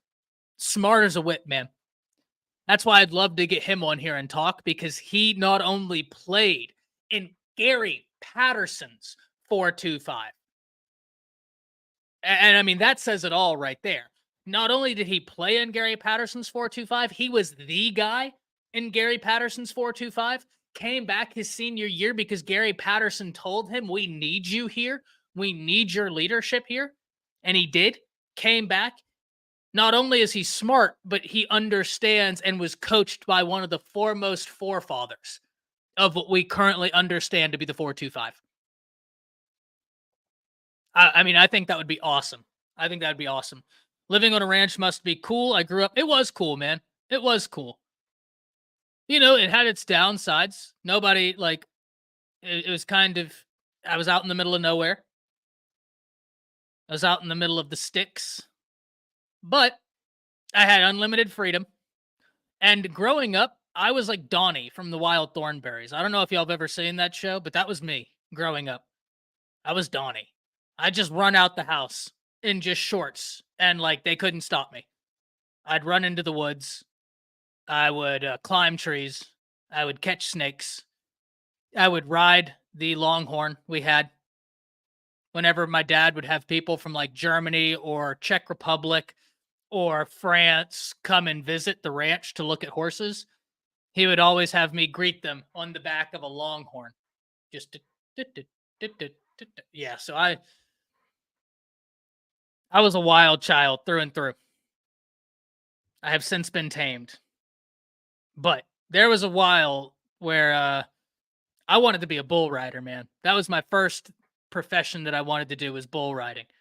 Because I loved whenever the horses would get like crazy and you'd start getting on like a bucking bronco. Oh, when I was young, that was my entire goal. My mom put a kibosh on that real quick. Appreciate that, Adam.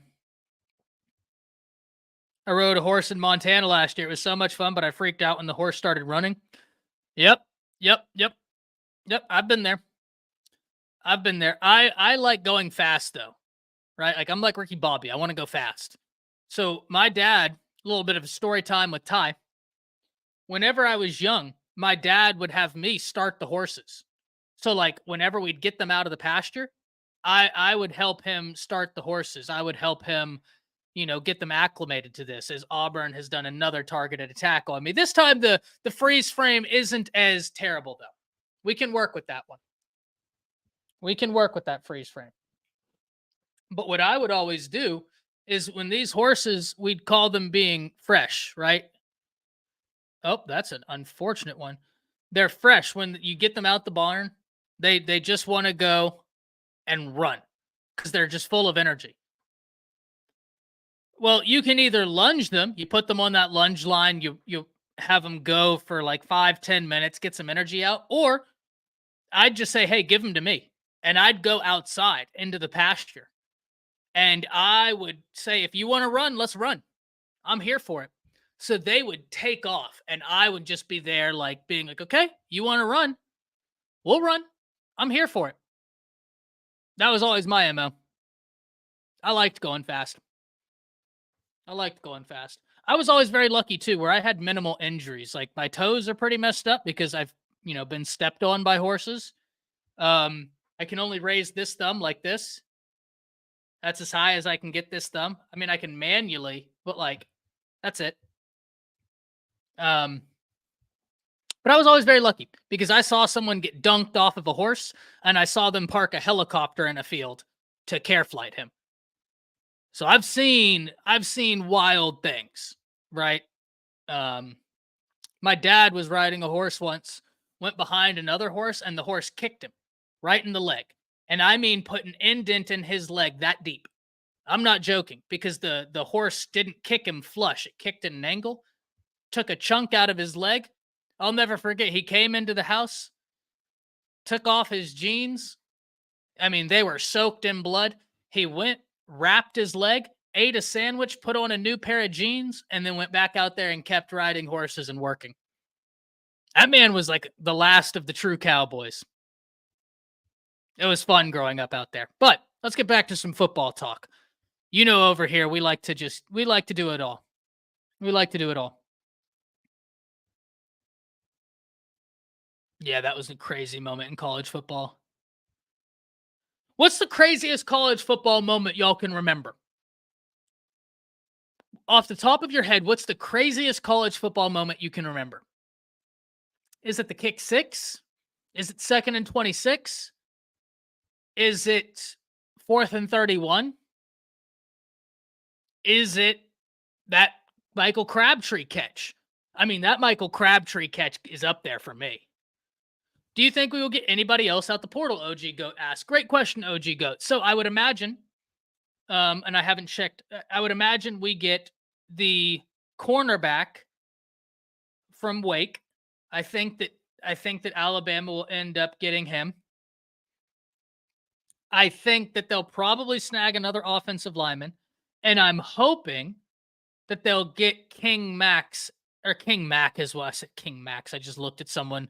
I had someone named Max text me, and said King Max, King Mac. I'm hoping if they can finish with those three, I'd love it. Miami beating Duke on the punt return. Ooh, that's a good one. That's a good one, Adam. Brian saying that dang kick six. Lance Hunter says 2nd and 26. Walk-off national championship. Hard to beat. Yeah. Yeah. So, from what I understand, it's just an expectation that he's going to commit, OG. It's not official. And if I'm wrong on that, please correct me. But from what I understood from Matt Zenitz and what he posted, it was that the expectation was that Deshaun Jones was going to commit, not that he had actually committed.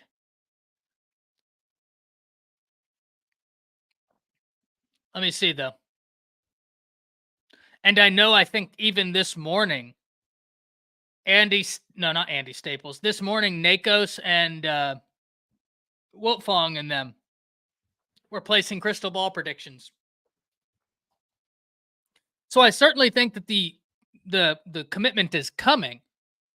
But I was operating under the assumption, yes, so 15 hours ago from Matt Zenitz, the expectation is that former Wake Forest cornerback Deshaun Jones is going to transfer to Alabama, sources tell 24/7 Sports.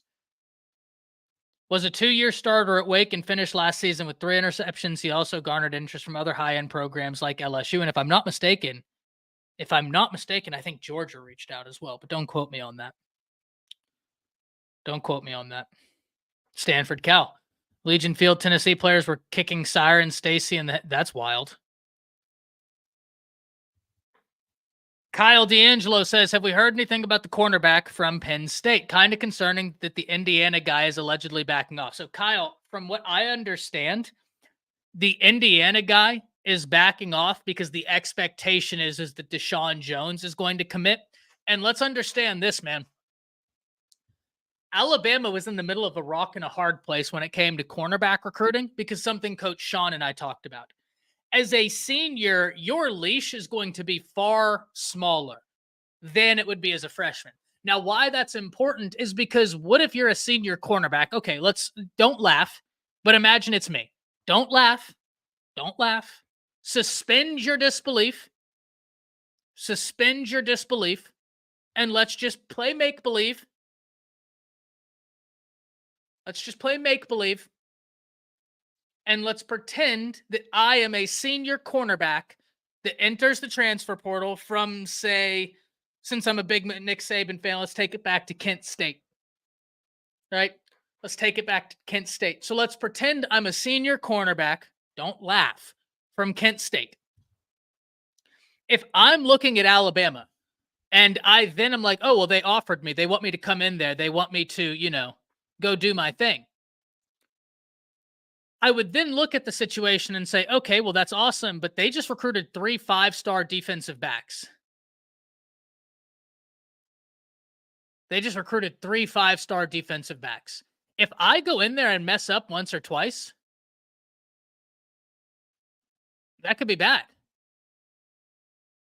But if I go out there and like do my thing, it's all good. But if I go out there, mess up, they might put in one of those true freshmen that are a 5-star. I'm probably not getting that job back. Darius says, got all those 5 stars on the roster just sitting on the bench. Darius, that is not the dish you think it is, my brother in Christ. Thank you for admitting that Alabama has lethal depth. You heard it here first from a Bama troll, ladies and gentlemen. Bama has lethal depth. They've got so much talent that they have 5 stars sitting on the bench. Thank you for that, Darius. It's great to hear the ops acknowledge that you have that level of talent.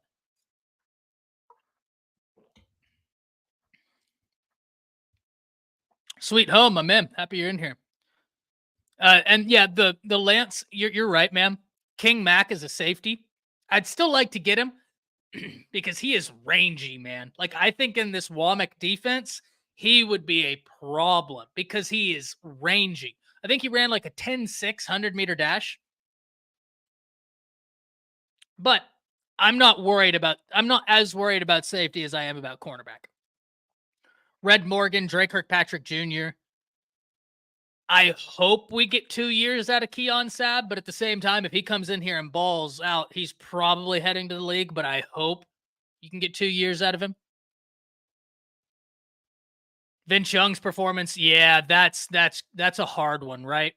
The 2nd and 26, that's got to be up there for the craziest college football moments.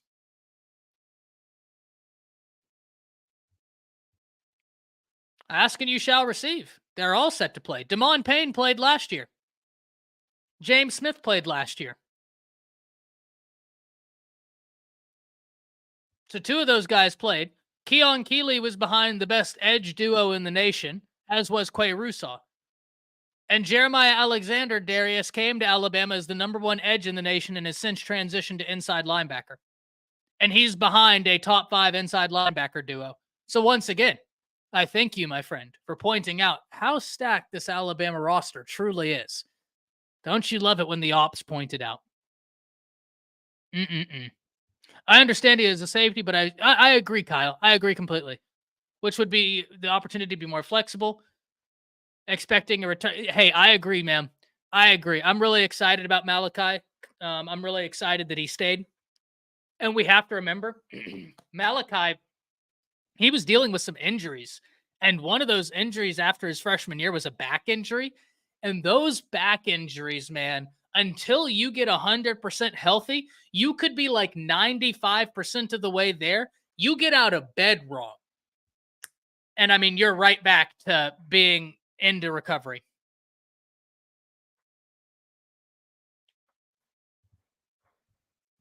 Yes, Alabama does have a deep quarterback room and arguably one of the deepest running back rooms in the nation. And Miles McVay wasn't a 5-star, nor was Danny Lewis. But point remains, Darius. Thank you for maintaining how loaded Alabama is. I don't think that's the troll you think it is, my brother in Christ. I don't think that's the troll you think it is. Yeah, I really hope that we get that, Kyle, though. I'm really excited about Malachi Moore. Plus, you need that experience. Vince Young's performance against USC, I still remember that game. Like, I will never forget that game. That was an all-timer, man. All-timer. In fact, the only national championship, and listen, my man. The only position or the only national championship that I think contends with that Texas one, that Texas might be that Bama Georgia one. Like, that game was incredible, especially the way that we got the narratives after it. Bama coming back, like, that was just insane. Absolutely insane.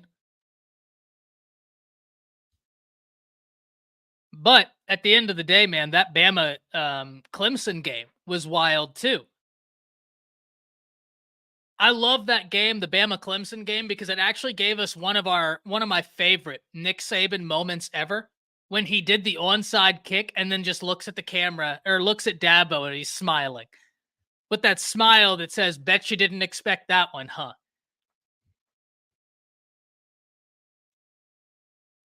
That's one of the best moments, in my opinion, in the Saban career. Like that little smile. Such gamesmanship, man. Such what a call.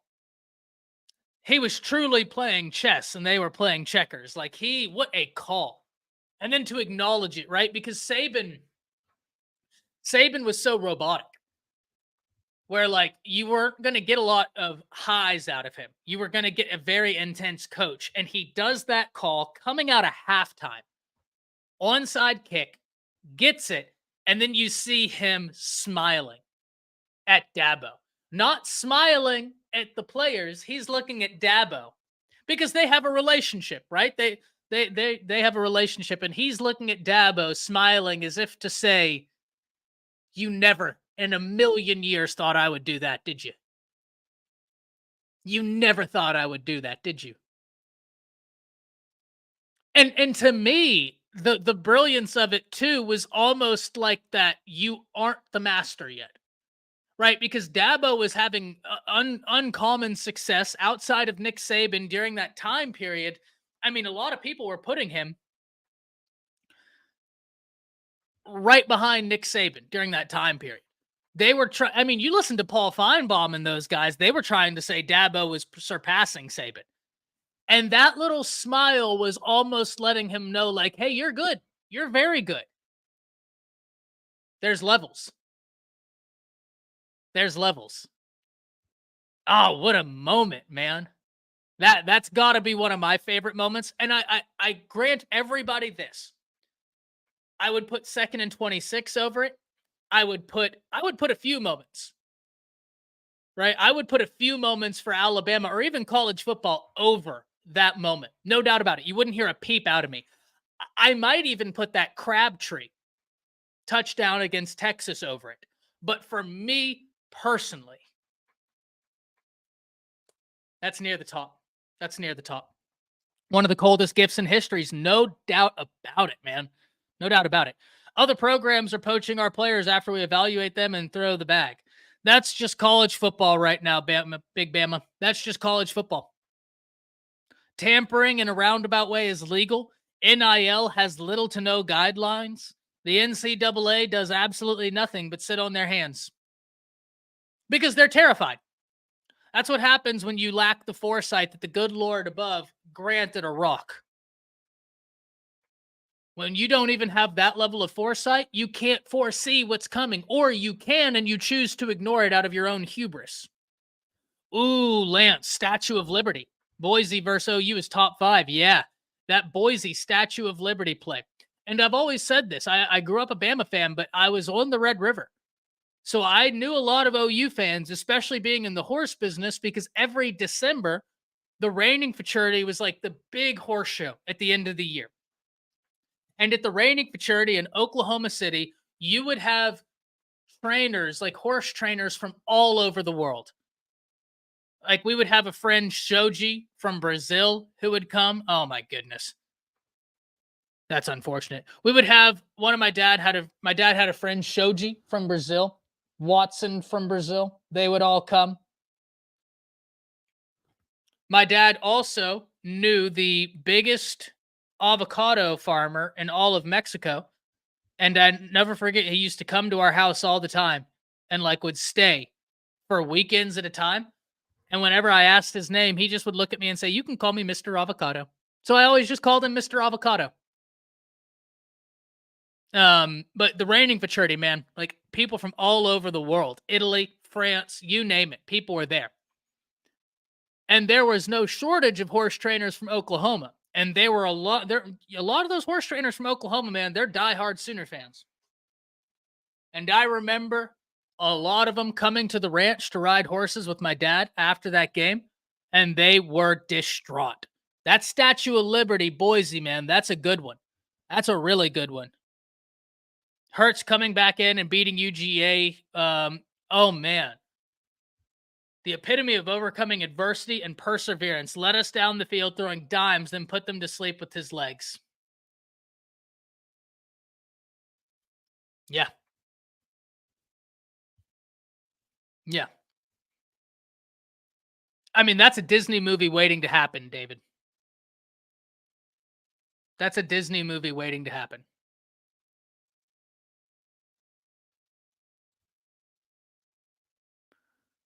It is unbelievable. Lance, I don't know anything about that, man. Like I said, this was years ago. Years ago. But that Jalen Hurts to a moment, man. Both of them. Both of them. Can you imagine the movie Disney will produce in a few years? Because it's going to start with the Tua moment and end with the Jalen moment, coming full circle. That's going to be incredible. That's going to be absolutely incredible.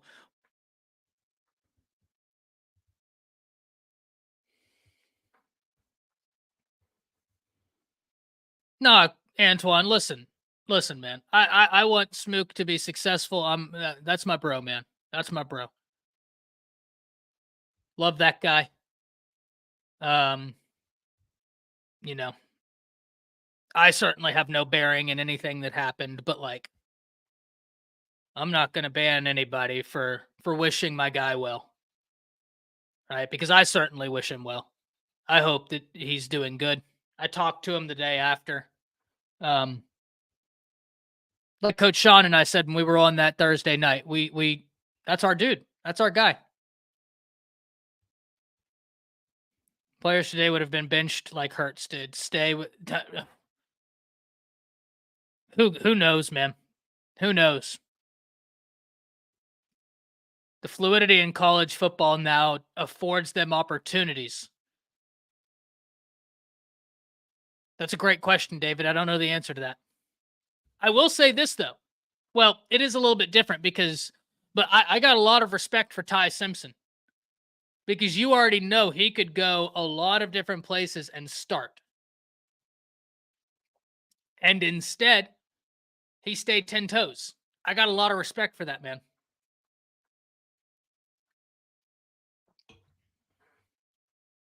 That right there, I think, is something that is commendable. To be that talented. Yeah, Brian, not many in today's game. Not many in today's game at all. That's just the changing of the guard, man. College football is full of changes, but these changes I don't think are conducive to long-term success.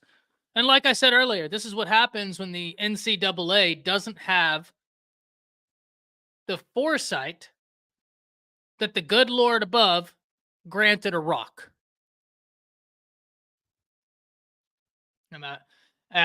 Freddie, to be honest, I don't know 100% the ins and outs, man. It's not my job to speak on. It's not my place, I should say, to speak on things that I don't fully know. And I don't, I can't interject myself when I don't know 100% of what happened. But what I can tell you is that that's my guy. Smook is always has been great with me. I've always enjoyed making content with him. He's a very talented content creator. He's going to be just fine. Talented dude. Has been there for me. And anyway, I can be there for him. You know what I mean? Like that's what it is. But I can't speak on things that I don't know 100%. And it's not my place, even if I did, to speak on it. It's not my place. It's one of those situations where I hate people picking sides, right? Because inevitably someone gets dragged and he doesn't deserve to be dragged. And nobody does, right? Like it's just, he's very talented. He's an incredible content creator. Really talented content creator. And I'm always going to wish him the best and always going to be there for him. If he needs me, I'm there. Always respect Jalen for sticking it out. Yes, same for Ty, 1,000,000%. Yeah, it's a little bit different because Jalen had the starting job and then didn't and still stayed.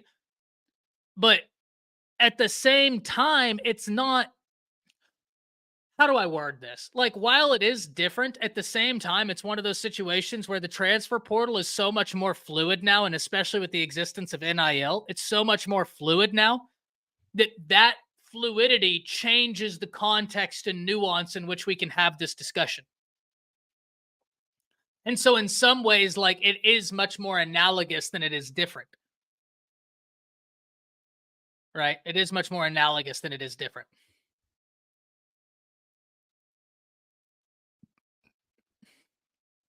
Flute in Boston College. I don't know if I remember that one, Mike. What was that one?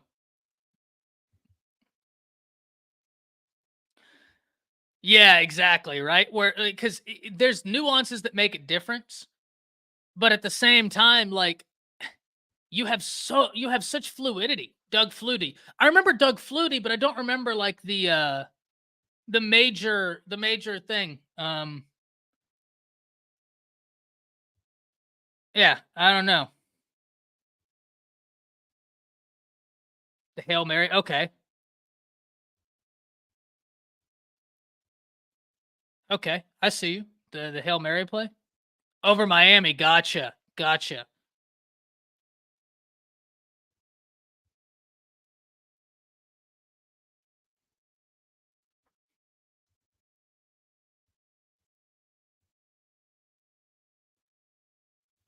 That's good. That's an interesting. I'm sorry. I had my phone just blow up right now.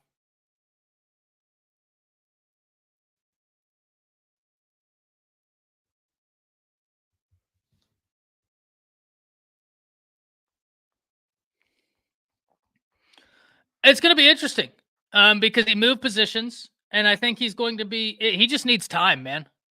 He just needs time. Move positions, getting acclimated to that position. You heard some reports of him doing very well, and I'm interested to see how he's able to end it out. No doubt about it. But ladies and gentlemen, we have run our course. We have run our course. Be sure to tune in tonight, 7 p.m. If I'm not mistaken, you're going to be treated to a duo this evening of Coach Sean and Coach Jay this evening. Jance and Sean will be running a duo tonight.